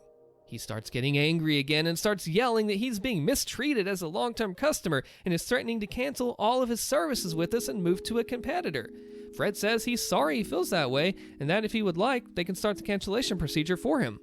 Mark had had enough and hung up right after. I got a kick from hearing that and went on with my day. A month goes by. I'm taking calls and having a good day. It's slow, not a lot of callers, but the ones I do get have been very nice. And suddenly, a call comes in. The account pops up. I do a quick look over the account summary and see the customer's name. It looks familiar. I check the account's previous interactions and see mine and Fred's from a month ago. A big smile goes across my face as I am speaking to none other than Mark, calling us back again. Now, this kind of thing is very rare. With a company this big, we typically have a lot of callers and a lot of employees, so it's extremely uncommon that I speak to the same person more than once. I'm thinking because it was a slow day, they'd given early leave to the agents who wanted it, so there must not have been a lot of agents online taking calls, thus having this call routed to me since I was unavailable. I do the standard greeting, "Thank you for calling, how can I help?" But in the inside, I've got a crap-eating grin on my face because I know that he's most likely calling us back because his discount had expired and his price had gone up. He's either calling to cancel or to try and get a discount again. I was right on the nose with that one. He calls saying that his discount has expired and he's looking to get a new one. Now, Mark didn't seem to recognize that he was talking to me again. He thought I was just a different agent because he mentioned he was given an offer from someone about a month ago that he was looking to accept. Here's where the malicious compliance comes in. As per our last call, you said you wanted a discount based off your tenure? Sure thing. As a matter of fact, the system has already generated a whopping $15 based on that. I explained that unfortunately, because he's calling after his discount has ended, the original discount we had offered is now expired, and now we only have a $15 discount available. He starts to lose it again. Now, in some cases, this actually does happen, where if a discount isn't accepted before the other one expires, the new offer also expires and cannot be added. I can agree that it's some slimy crap that this company does so they can get more money. In this case, because the original $50 discount was never supposed to be given in the first place, I was able to say this and only offer what he was really tagged for. Once again, he begins to lose it. It plays out the same as it did last time. I explain that this is the best we can offer, and he throws a fit and wants to speak to a manager. Again, managers are not there to apply better discounts. Sometimes we do have something called a documented promise, where if in the notes someone was offered something, say $50 off, and it didn't go through, we can still apply it. He could have lied and said that he accepted it and it never went through, and the documented promise policy would have made it so that we had to give him that discount. In this case, because Fred and I both wrote in the notes that he declined that offer, it was gone for good. I once again transfer him to a manager and stick around to hear the fallout. The manager did not budge, told him the same thing, that $15 off was the only option, and once again, it ends with him hanging up. I unfortunately never figured out what happened with Mark's account, but here's what could have happened. 1, he is still paying the in-market price for his services, which is a lot more than what he was paying before. 2, he accepted the $15 off and is still paying more than before. Or 3, he canceled with us and moved to a competitor. One less problematic, rude, and entitled customer. Moral of the story, be nice to the other person on the phone. If you're nice, an agent will most likely be more willing to go above and beyond for you. If you're a jerk, at least in my case, I'm doing the bare minimum for you and definitely will not bend the rules for you. Again, most agents can't do that anyways, and in this case, I had access to these discounts most likely by mistake, so you should still be nice to the person on the other end of the phone, regardless. You want us to be factual in our report about Mindy? Okay, we'll be factual. Posted by Cathjoy. This is actually the second Cathjoy story I've read, and she's a great writer. You'll like this. Let's dive in. Last week, I shared a story about my awful colleague Mindy. I never expected it to blow up like it did. However, it wasn't the first time Mindy and our manager were hit with the cold can of malicious compliance. So, I thought I'd share the story. I can't take full credit for it. It was a team effort, as you'll see. Upper management decided to trial a new system where colleagues would rate each other. The rules were that all comments had to be constructive. We couldn't write anything spiteful or untrue or based on gossip. So you could write stuff like, Austin is always supportive and offers help when I need it, or Austin communicates clearly, and so on. Basically, they wanted us to think about how our colleagues helped us and what they contributed to the team. They hoped it would help gauge how well the team worked together and encourage them to be positive about each other. These reviews were to be handed to a manager, and only the manager was allowed to read them. As you can imagine, this was tricky when it came to Mindy. For those of you who haven't read my previous story, Mindy fancied herself the queen bee of the office, and she tattled on everyone for petty stuff, like using too many staples or being a few minutes late, and she even kept a tally of how long each of us took going to the bathroom or getting a drink. She was overall a very toxic person. Worst of all, she was our manager's favorite, so she basically got away with everything. I tried to be as diplomatic as possible and wrote that her constant monitoring of our bathroom and drink breaks made me uncomfortable, and that maybe she needed more training because she frequently came to me with complicated queries that were actually pretty standard, or dumping complex cases on me because she said she didn't have time. Again, I wrote them in a way that wasn't accusing, just stating plain facts. Everyone in the team put their reviews in the box on the manager's desk.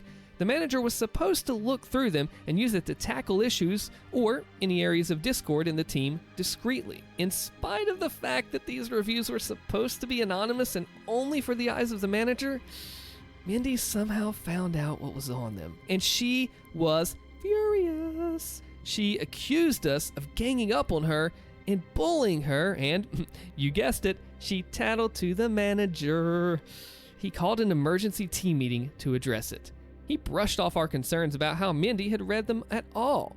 These were supposed to be anonymous and private. I need you to rewrite them all, he said. We all looked at each other. One of my colleagues, who I'll call Tom, piped up.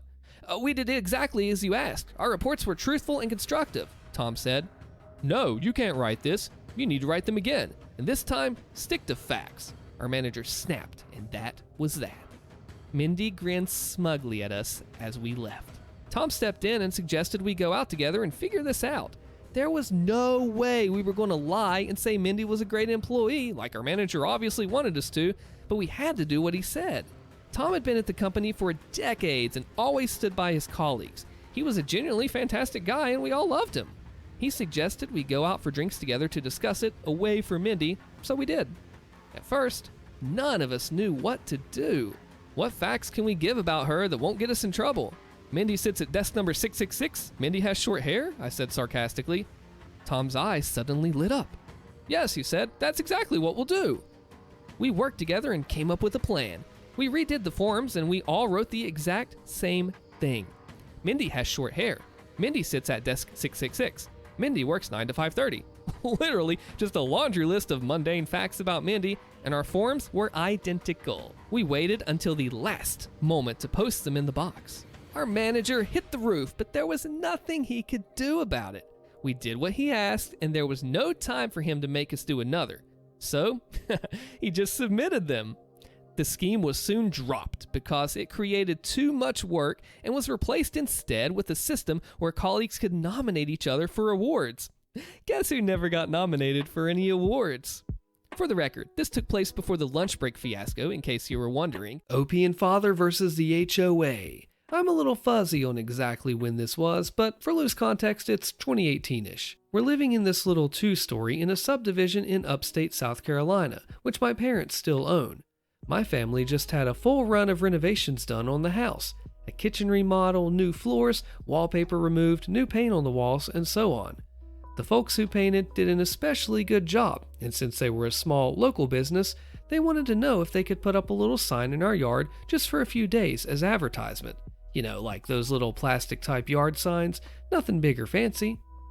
My dad was happy to oblige and showed them where to put it to avoid the sprinkler system. Everything's great. 2 days later, a letter arrives in our mailbox. It's from the HOA, and according to the bylaws, no signage can be placed in a yard for more than 24 hours. We hadn't been planning to leave it up more than a few days, maybe a week at the most, but to be told that supporting a small business was an eyesore came well out of left field. This is the part where I tell you that my father, despite being a very considerate and respectful man, has something of a problem with authority, especially when that authority is arbitrarily telling him what to do on his own property. First thing he does is pull out his copy of the neighborhood bylaws. He and my mother both look over it, and lo and behold, the quoted passage does indeed state that no signage or similar mode of advertisement is to be displayed in a yard for more than 24 hours. Not one to go down quietly, my father took to combing through the applicable section, looking for any loophole that he could find, and he found it in the word yard. 2 or 3 days after that, one of the ladies who worked for the HOA came down to our house to personally ask us to remove the sign. She and my dad stepped out on the front porch and must have been out there for nearly half an hour. I don't think I heard him say anything other than the occasional or yes ma'am until the very end. See, the sign was no longer in our yard. It was in the flower bed. Other parts of the bylaws, even in the cited section, distinguished the flower bed as separate from the yard, and since this particular clause mentioned the yard alone, the flower bed must have been fair game. And he told this honestly quite nice woman as much, without so much as knitting his brows or raising his voice. The sign stayed in our flower bed, perhaps out of spite, for nearly another month before we finally took it down. I love the malicious compliance HOA. Would you do the same thing as this OP's dad did? Let me know. This next HOA story is special. It's a complete middle finger to the HOA, and it's really funny too, and it was told in my comment section in a video. Let's call it, I'll Fix Your Wagon. I used to live in an HOA. It was one of 2 condos with a fenced-in backyard. I needed a tree removed because the HOA was in charge of keeping the buildings and the exterior of the property up to HOA standards. They refused to pay to have the tree removed and put it in writing that everything that went on in my backyard was my responsibility. I thought to myself, I'll fix your wagon. I removed the tree at my expense. I then planted a crooked willow tree. Since my water bill was covered in my HOA dues and willow trees drink a lot of water, the hose was on almost all the time. I then planted some dwarf fruit trees, put in a faux lawn. I didn't want to mow it. I had a huge screened-in gazebo built. I also painted the exterior walls a pastel green up to the belly band. Our condos were 2-story units, main living areas downstairs, and the bedroom and bathroom upstairs, half bath downstairs. The belly band I painted was a nice mauve color. I used to sunbathe in my fenced-in backyard with a 6-foot-high cedar fence. I went to an HOA meeting and someone complained about the colors that I painted the back of my condo. They complained about the willow tree, which was growing larger than they wanted, and someone else complained about a man sunbathing in his backyard. I told the HOA that whatever I chose to do in my fenced-in backyard was my business, and they couldn't do anything about it. I had copies of the signed paperwork stating that I could do anything I wanted in my backyard. Furthermore, I wanted the name of the person complaining about my sunbathing because they would have to look over my 6-foot fence to see my backyard, and therefore they were peeping Toms and I wanted them arrested. The HOA apologized, and after that, I did whatever I wanted. Upon leaving that meeting, I simply said, "Don't you think it would have been better if you would have just removed that tree to begin with? You tried to save a few bucks, but screwed yourselves in the end." I have since sold my condo, and last summer I drove past my old condo and noticed that the willow tree was about 50 feet tall and more than shaded my backyard. I just laughed and kept on driving. Yep, I fixed their wagon. This story has an update. It's called Left for Work This Morning. Neighbor demanded I park in my driveway so that she could have more room in the morning waiting on the school bus with her child. Posted by Cakes and Games 90. Said child is at least in middle school because that's the bus that runs the time that I'm leaving for work. And I would know, as I taught at the middle school in the district the last 3 years before moving on to a new one. First, I hate bus stop parents. Why? Because they litter. They just toss trash out their windows into our lawn like they own the place. They also wait outside our house with their music blaring, and they're always out at the bus stop 15 to 20 minutes early. Then they block your mailbox or driveway with their cars. So, I already do not like these people. Their kids aren't even annoying, just the adults. But we parked on the street this weekend, which is unusual for us. We did it because we are building a fence and have stuff in our driveway for it. This is the first time since I've lived here for over a year that I've ever left my car on the street overnight. Random lady pulls up behind me and stops me as I'm loading in my things for work and says our vehicles are in the way of parents waiting on the bus for their kids. She said that we should park in our driveway and leave the road open for parents. Didn't ask, just said, tomorrow these spaces will be open for parents, okay? Then I just walked away. So, needless to say, we will be parking on the street until further notice. My husband has 2 trucks, so that means even more room will be taken. Update. Parked on the street. Got the stank look from the same person. She drove past and looked our vehicles up and down and shook her head. She ended up parking on the main street instead. Ours is off the main street in the neighborhood, so we don't get all the traffic from people going to work. We just have a corner lot. Fun fact about one of my husband's trucks, though. It's a work truck from his company. So, anytime you have to use public parking, such as street parking, you have to put a cone 5 feet in front and one 5 feet behind it per company policy, even if you're at your house. My hag of a stepmom gave away my PlayStation 4 while I was away in college, so I rent out her house while she was on her honeymoon with her newest husband. Posted by Young Sour Swede. I'm an only son. My mom died of ovarian cancer at only 55 5 years ago. It broke my dad's heart. They had been together since college and were the same age, with my dad being a month older. I'm 22 and I'm about to graduate college with my degree in chemistry when the main events start to occur. I went to college on a full ride scholarship. This is important later. My dad met my now stepmom when she was my mom's nurse at the hospital where she spent her final days. My stepmom, Grace, played all the right notes to gain my dad's trust. She was empathetic to him, nurturing, comforting after my mom passed. I was 17 and old enough to sense that she was just trying to weasel her way into getting my dad's resources, but it was up to my dad if he wanted to be in a relationship with her. I was in my final year of public school and had just won a scholarship to attend college out of the country the following year. My dad mourned my mom for a year, and that whole time, Grace would check in on him by phone every month or so, in my opinion, to scope out the possibility of sinking her hooks in him. After a year passed, Grace took the gloves off and went hard after my dad. Grace was only 40 when she and my dad started seeing each other, and I didn't like her, but at the same time, my dad at least didn't seem so depressed anymore, so I tried to be less pessimistic about her and give her the benefit of the doubt. In my gut, I didn't trust her though. But we are Scandinavian, and at least my family, the son does not tell his father what to do or even offer any opinion. Grace is from the Czech Republic, if you're wondering. My father was a very successful banker during his career and amassed quite a portfolio of wealth. I'll spare you the details, but after 6 months of dating, Grace and my father are married. My dad never really got over my mom though, and he was getting weaker and weaker even though he was only 57. Since his health was fading, he called me to him and asked me point blank, "Boy, what do you need to set you up in this life?" I told him I didn't need anything. I'm a man and I can take care of myself. But what are you even talking about, Dad? You're going to be around for decades yet. I did remind him that he had living sisters with children, my aunts and cousins, and I also reminded him that I had a full scholarship to college, so don't worry about giving me any cash. He was dead only a year later at 59. I, of course, have seen lots of Hollywood movies, so I consider the conspiracy theory that maybe my dad's nurse wife poisoned him and made him sign over all his money to her. But I really honestly don't think that's what happened. Other relatives didn't like Grace either, but they knew my dad was totally in love with my mom and that her death utterly broke him.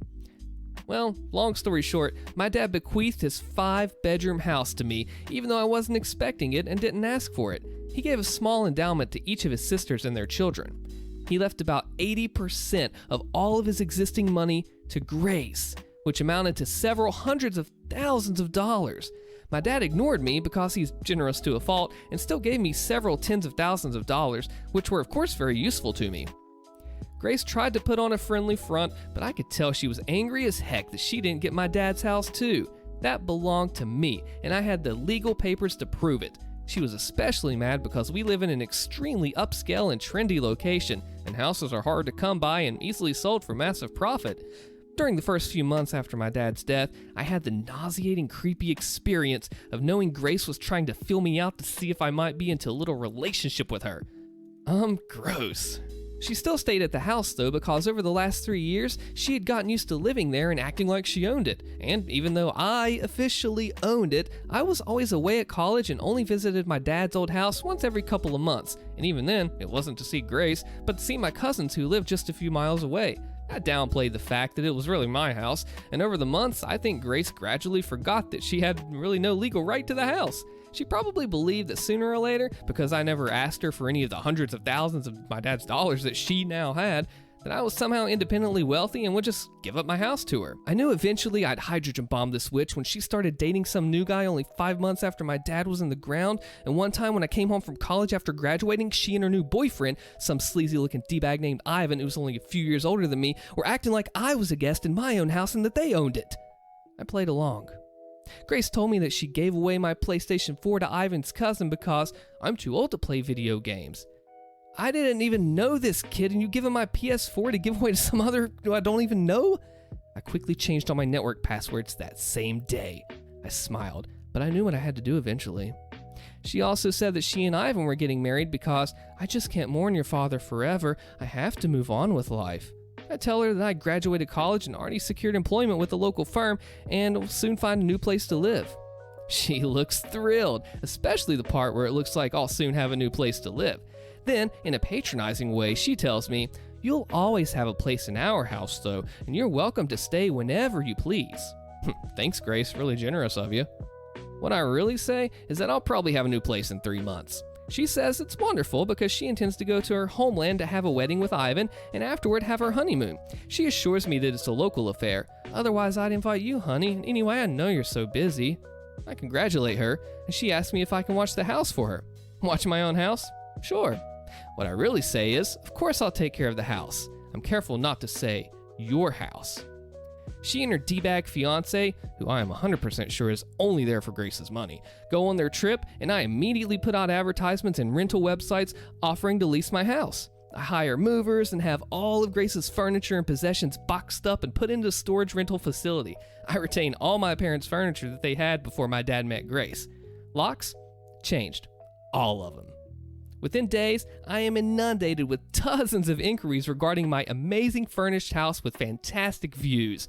I rent it to a wonderful young family, a barista and his schoolteacher wife, and their 2 preteen children.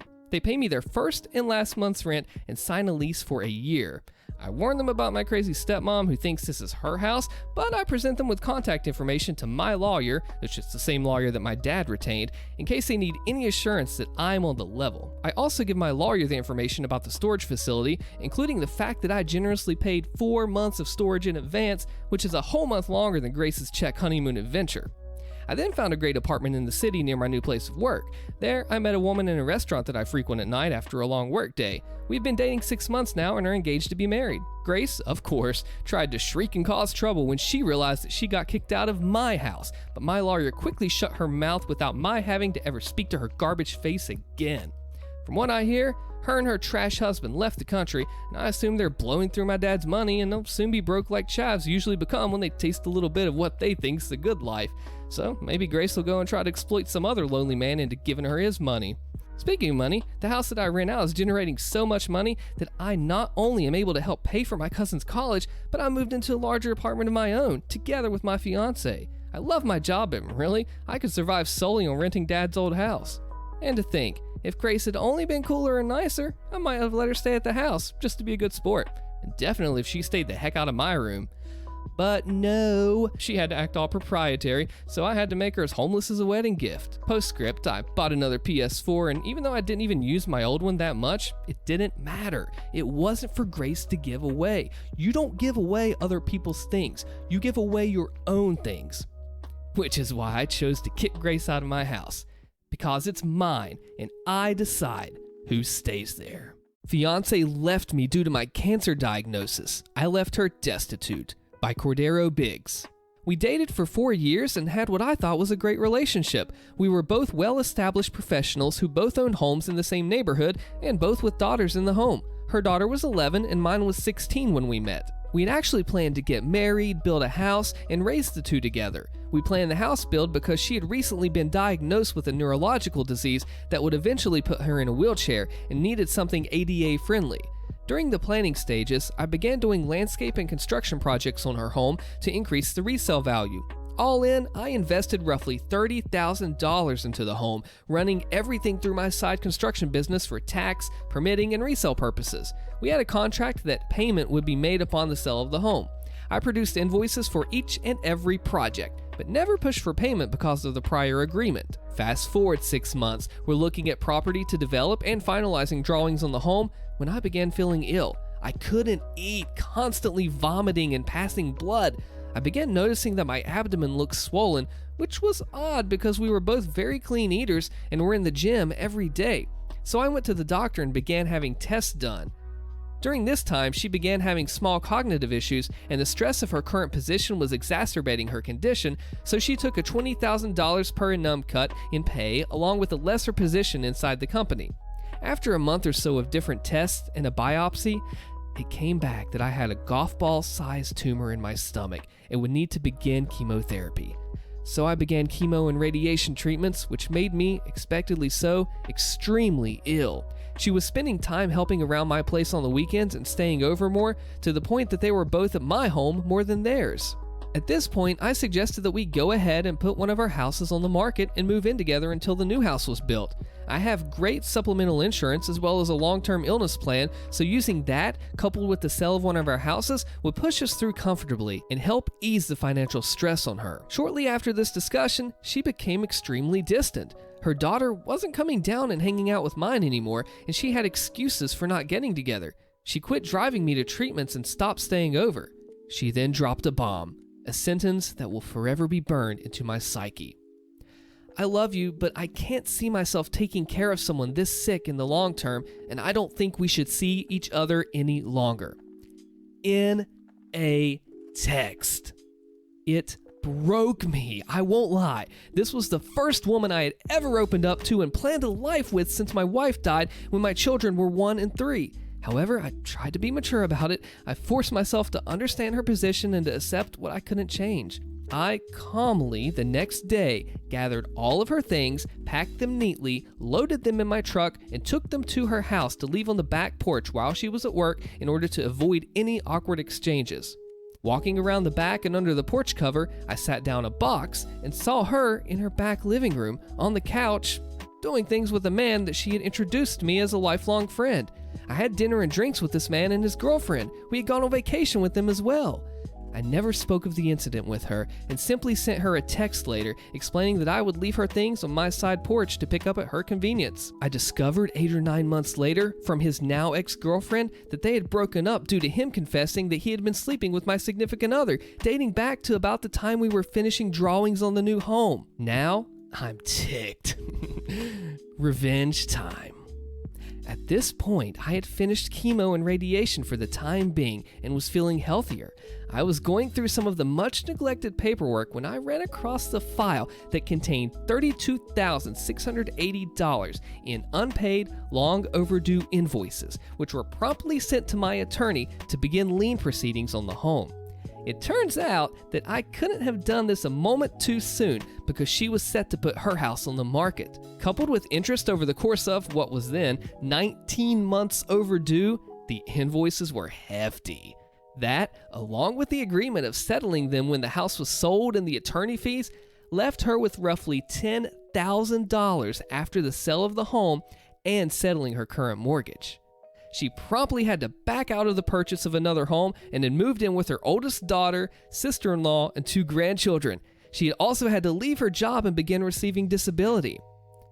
I ran into her a little over a year ago, and she looked as if she had aged 20 years and was in the wheelchair we had talked about. We chatted cordially but briefly, and I excused myself and went on with my day. A few days later, her younger daughter called me and spoke of my running into her mom and said that we could hang out sometime.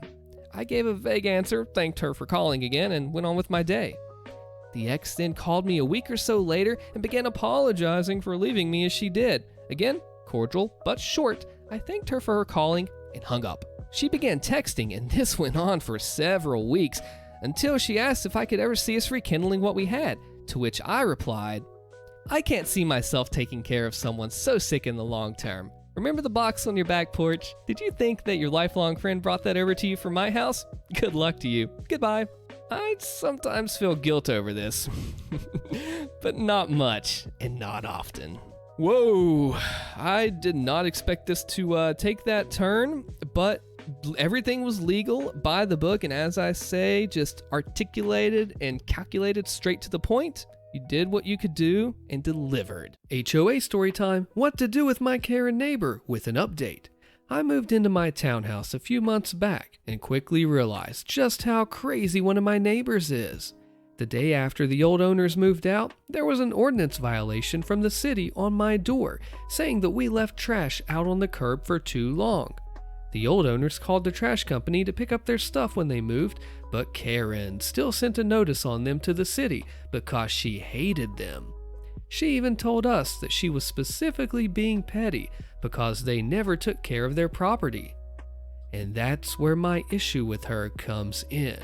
There's a little front area with a tree and a space for flowers and bushes, and the old owners did neglect it a bit, so the first thing I did was rip out all the old dead plants. I covered the ground with new soil and spread some seed mix for pollinating flowers. There was no life in that old soil, so I figured I'll just spread this mix and see what grows. A few weeks later, I get a warning in my mail from the HOA that there's too many weeds and I have to pull them out. I text the president and I say that it's flowers budding and they're not weeds. She says, fine, and that's done. Everything overgrew a tad, so I went out and ripped out all the overgrown plants and trimmed it down. Yesterday, someone from the HOA is out in the front, trimming the budding branches off the front tree. I've never seen her, so I go out to ask what they're doing, and she says that she's HOA, and I go back inside. I go back to my office, which overlooks the front, and lo and behold, Karen is crap talking me to the HOA lady for 10 minutes. She's making crazy gestures to our house and throwing out accusations about how we don't take care of the property. No one wants to look at it. Look how pretty theirs is, and blah blah. She also throws out some of our other neighbors under the bus, including one who has the giant mailbox for all the units at the end of their driveway. She said even though it's city property, they should be taking care of it. How dare they? So Tuesday night is a board meeting, and I'm considering going just to shut down Karen, but I'm not sure what approach to bring to the table. Do I be overly nice and maliciously compliant? Do I be a petty bee back? I could bring up that Karen throws a garage sale every single weekend for her insane couponing stock that she can't get rid of, and cars always block my driveway because of it. I don't know what to do, and this is my first time dealing with an HOA, so how should I proceed? Update. So I went to the meeting yesterday, and it was only a few people on the board plus Karen, who I guess is an alternate. She looked ticked when I walked over and said to everyone, "Hey, she's my new neighbor, the one that moved into the crazy people's house." You might ask, why were the previous owners crazy? Because she never saw them leave the house. Frankly, they were probably smart if they were able to avoid her 24/7 surveillance of the driveway. I went into the conversation with an open mind and waited for her to make any comments. I, at least, was able to put in that some people may be unaware of their regulations regarding landscaping, and making that explicit and objective as possible would be helpful, so I'm glad that I went. Otherwise, I'm pretty sure the HOA would try to leave it up to subjective judgments. Also, some noted that the HOA probably knows that she's loony, but they think she's perfectly normal, even after she said that she cuts the grass missed by the contractor lawnmower with scissors. Do you agree with this? Look through the Sydney ordinance to see if there are rules on garage sales or home business. Report her if she's not following the rules, like needing a permit. Check to see if the HOA allows home business as well. If she's selling enough stuff, the IRS might be interested. What do you think? The HOA board president is a hoarder and stores trash under his staircase, posted by No Organization 1286. My HOA is horrible. They do not want election rules, they refuse to take accountability for giving fraudulent financials, and gave a crook of a manager a raise instead of canceling his contract. At the last meeting, they were talking about fining people for leaving items under their storage boxes instead of inside. Mind you, the inside of the storage boxes has leaks that the HOA has not fixed for more than 3 years. I'm generally a peaceful person, but this HOA has me livid. I can feel my blood boil. I snapped and I lost my mind. So, I decide to do a cleanup of the property. I went first to where the contractor left behind their trash, the unusable remnants of a fountain that was removed more than 2 years ago. I collected the musty towel that one of the previous board members, who doesn't let others use the spa, leaves for himself when he goes swimming. I put that in the trash. I took debris of planters. I took the sliding door that has been leaning against the building for literally 1 year. I removed the luggage that was left for someone to take, and I walked to Goodwill. And then I did the worst thing. I went beneath the staircase in the common area where the president stores her items that no longer fit in the condo. I knew it was hers, but I knew I could pretend it was trash. She had plastic containers in trash bags, like ate a grocery store salad, washed the container, and kept it. She has foam for going under the carpet. She had broken glass. I took it all. I went to the elevator room next, and I removed the passive-aggressive rules that the previous board had left in the entryway, covering the whole bulletin board. They were not allowing others to post and had all these rules that were in plastic but had been there so long that they had faded. I ripped it all out. I threw it away. It was like the best feeling in the world, like a drug. And then she had a meltdown and sent me an email called Cease and Desist from Placing Junk in Front of Complex. It has accusations that I was collecting personal materials and called the association's trash company.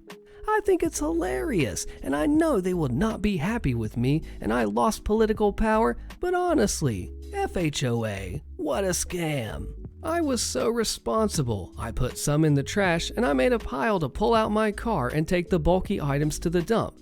This was unacceptable to them, seen as wicked and mean-spirited. The secretary said if I ever vandalism his property again, he will file a police report. This comment says, boy, you sure showed them doing all that hard work for free. But was it worth it to do it for free to help get back at the HOA? This commenter with a Joe Gatto profile picture, loving practical jokers, I've seen Joe live before, says, post a camera that points to the stairs in case she tries to store more things and tries to say it's yours. Apple's holier-than-thou attitude is their undoing in court, posted by Matchbox. About a year and a half ago, I was having issues with both my MacBook and iPhone and went on to schedule a Genius Bar appointment. This used to be an easy task. You just went to the support site and scheduled one. But over time, Apple has foolishly attempted to reduce the load on the Genius Bars by putting up various roadblocks to getting an appointment.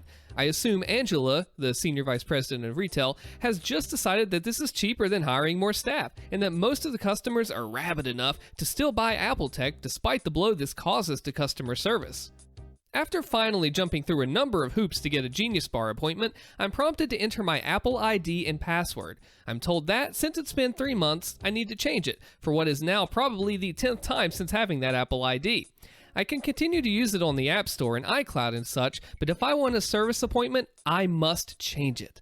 Having gone through this for the last several times to get an appointment, I finally hit my wit's end, decided it's an unnecessary step to just get my product serviced, and escalate the matter through the BBB. Apple's initial response to the BBB, or Better Business Bureau, is a form letter saying that I need to just change the password because it's in my best interest for security reasons, and that they won't make any exceptions.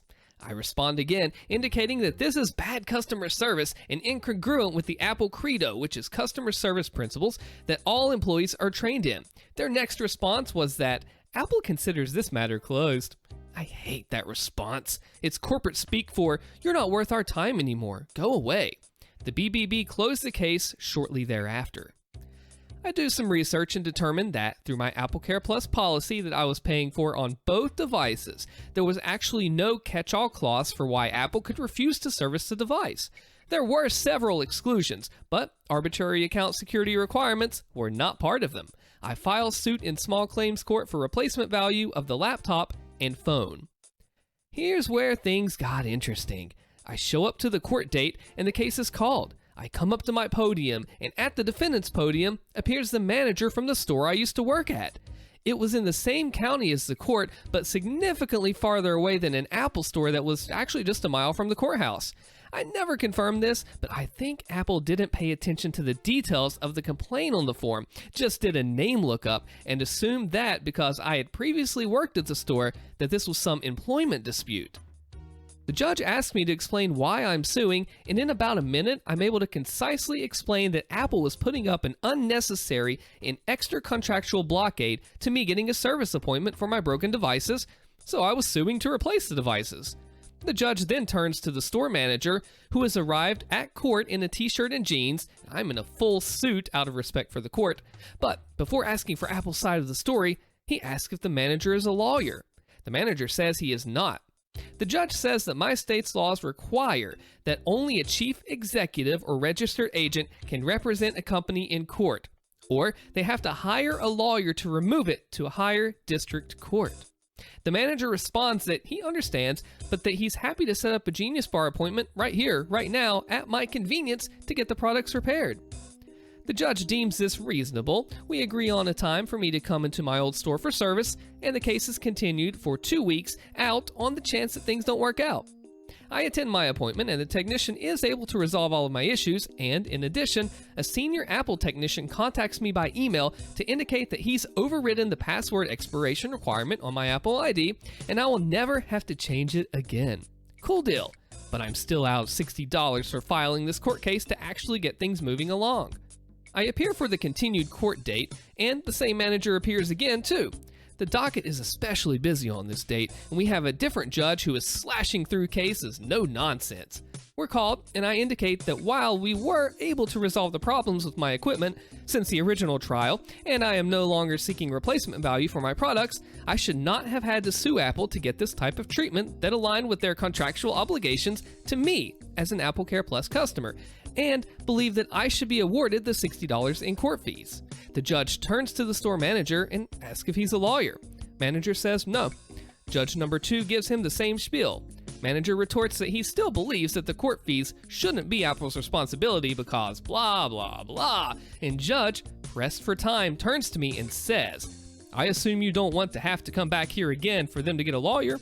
I say no, thinking that he's just going to give me the full $60, but instead he says, "Okay, then you'll just split it so that we don't have to waste any more time on this. $30 to the plaintiff." According to my state's laws, a prevailing party gets all of their court costs. As such, I really disagree with the way the judge handled that, splitting it because he was in a hurry. I reach out to Apple's paralegal who had emailed me right after the original trial to confirm that the Genius Bar appointment, cite the relevant law, and say that the judge was pretty clearly in the wrong, and ask Apple to just cut me a check for the full $60. Otherwise, I'd have to appeal, which was an extra $125. They would surely lose and then owe me $185. I was more or less appealing to their common sense. They didn't have any, responding that they would follow the court's judgment only and cut a check for $30. I think their pompousness continued in assuming that I was bluffing about the appeal. So, I appealed. Since the small claims court is a subordinate of the district court, it actually got appealed to the highest court in the county, the circuit court. This is big boy court. No BSing. I appear for my court date, and again, the same manager shows up. Judge is a bouncy guy in a bow tie, clearly had his coffee, and is pleasant to everyone. I present my case that the lower court only awarded me partial cost, and the state law required that I get the entire amount since judgment was entered in my favor. Judge turns to the manager. "Are you a lawyer?" He says no, but he has a letter from Apple's chief legal counsel saying that it's okay with them that the manager represents them. The judge does not like this, and his demeanor changes instantly. "Apple does not decide what you can or cannot do in my courtroom. You need an attorney, so we'll probably need to continue this case. Judge turns to me. Do you object to a continuance for the defendant to get an attorney? I say, yes, I do, Your Honor, because they've actually been told 3 times now that they need to have a lawyer, and they keep disrespecting this court by sending the same layman to argue on their behalf. Judge turns to the manager and, with a sarcastic grin and obviously fake, "It's out of my hands," hand gesture, says, "Sorry." The judgment is entered in my favor for $185.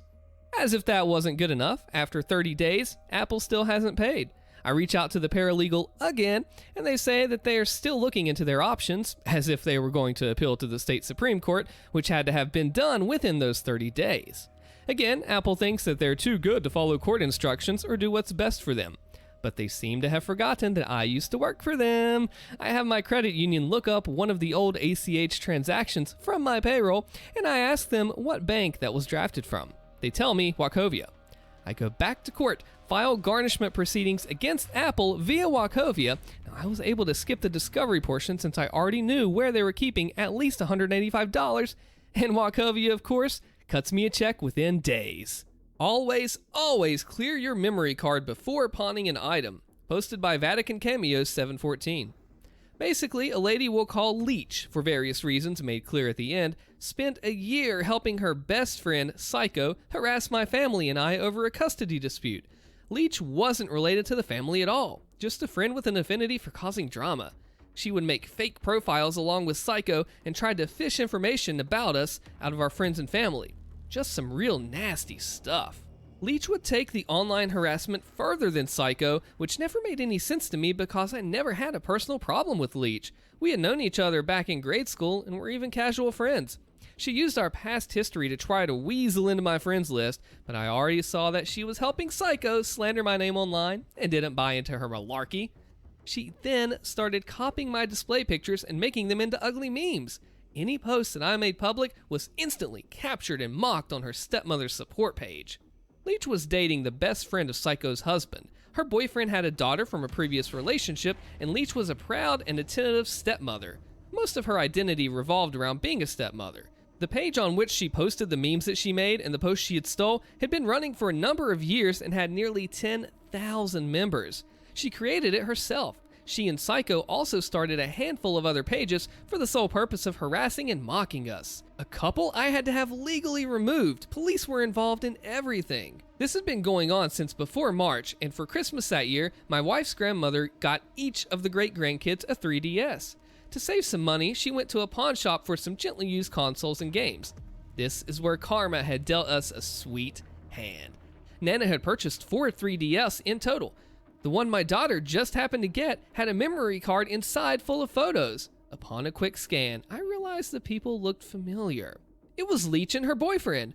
Over and over, dozens of photos, some a little racy. Why else would I be given this opportunity? Of course I was meant to use them, right? I immediately get to work uploading every photo and file and set up a fake email account with bits of her information to make it look like hers. I joined any and all free dating sites that I could think of, even downloaded some apps that aren't advertised as dating, but we all know that's how they're used. In short, I plastered her selfies everywhere. I refrained from using the inappropriate ones because I just didn't feel right about that. Implied loose morals was as far as I wanted to take it. I answered a couple of messages on each site to make it look more authentic, even sharing more innocent enough selfies to prove I was the real deal. A while ago, I'd come across Leech's cell phone number online. She had shared it in a public comment, and I was in the process of screen capping any post she made about my family. I had screen capped that comment too, but hadn't done anything with it. I was just gathering and retaining all the information I could, and my patience was about to pay off. After giving a few guys that number, I didn't bother logging on anymore. That was enough damage, I thought. It would be easy enough for her to prove that she had never visited those sites, and they should be able to recognize the photos as being taken with a crappy lens of an early 3DS. But then the other boot dropped. After a few weeks, maybe a month, I go snooping on Leech's stepmother's support page to see if she had anything to say about my antics, but it was quiet. Weird. I check out her profile and find all her past posts have been hidden, and the boyfriend scrubbed of all the photos available. When I check out his profile, there's a gigantic rant about unfaithful witches. Oops.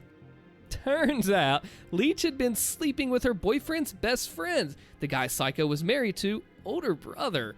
It had been going on for some time, and no one knew anything, not even Psycho. If the boyfriend hadn't confronted her about the random texts she was getting from these guys, he never would have seen the other texts that were cleverly disguised to hide the affair. Being a self-proclaimed stay-at-home stepmom, he had visitation every other weekend and 2 weeks in the summer, Leach had no interest in holding a job. The boyfriend owned and paid for everything, including her cell phone. When he found out about the affair, he kicked her out of the house and he took her phone. He pawned all of it to pay off some of the enormous debt she had put him in. The reason the 3DS was in the pawn shop at all was because he needed some extra cash. It was his 3DS, and he had pawned it for some money for a present for her. He wasn't able to pay it back in time, and the shop owner resold the item. That's why the memory card wasn't wiped or anything. I'd say it was meant to be.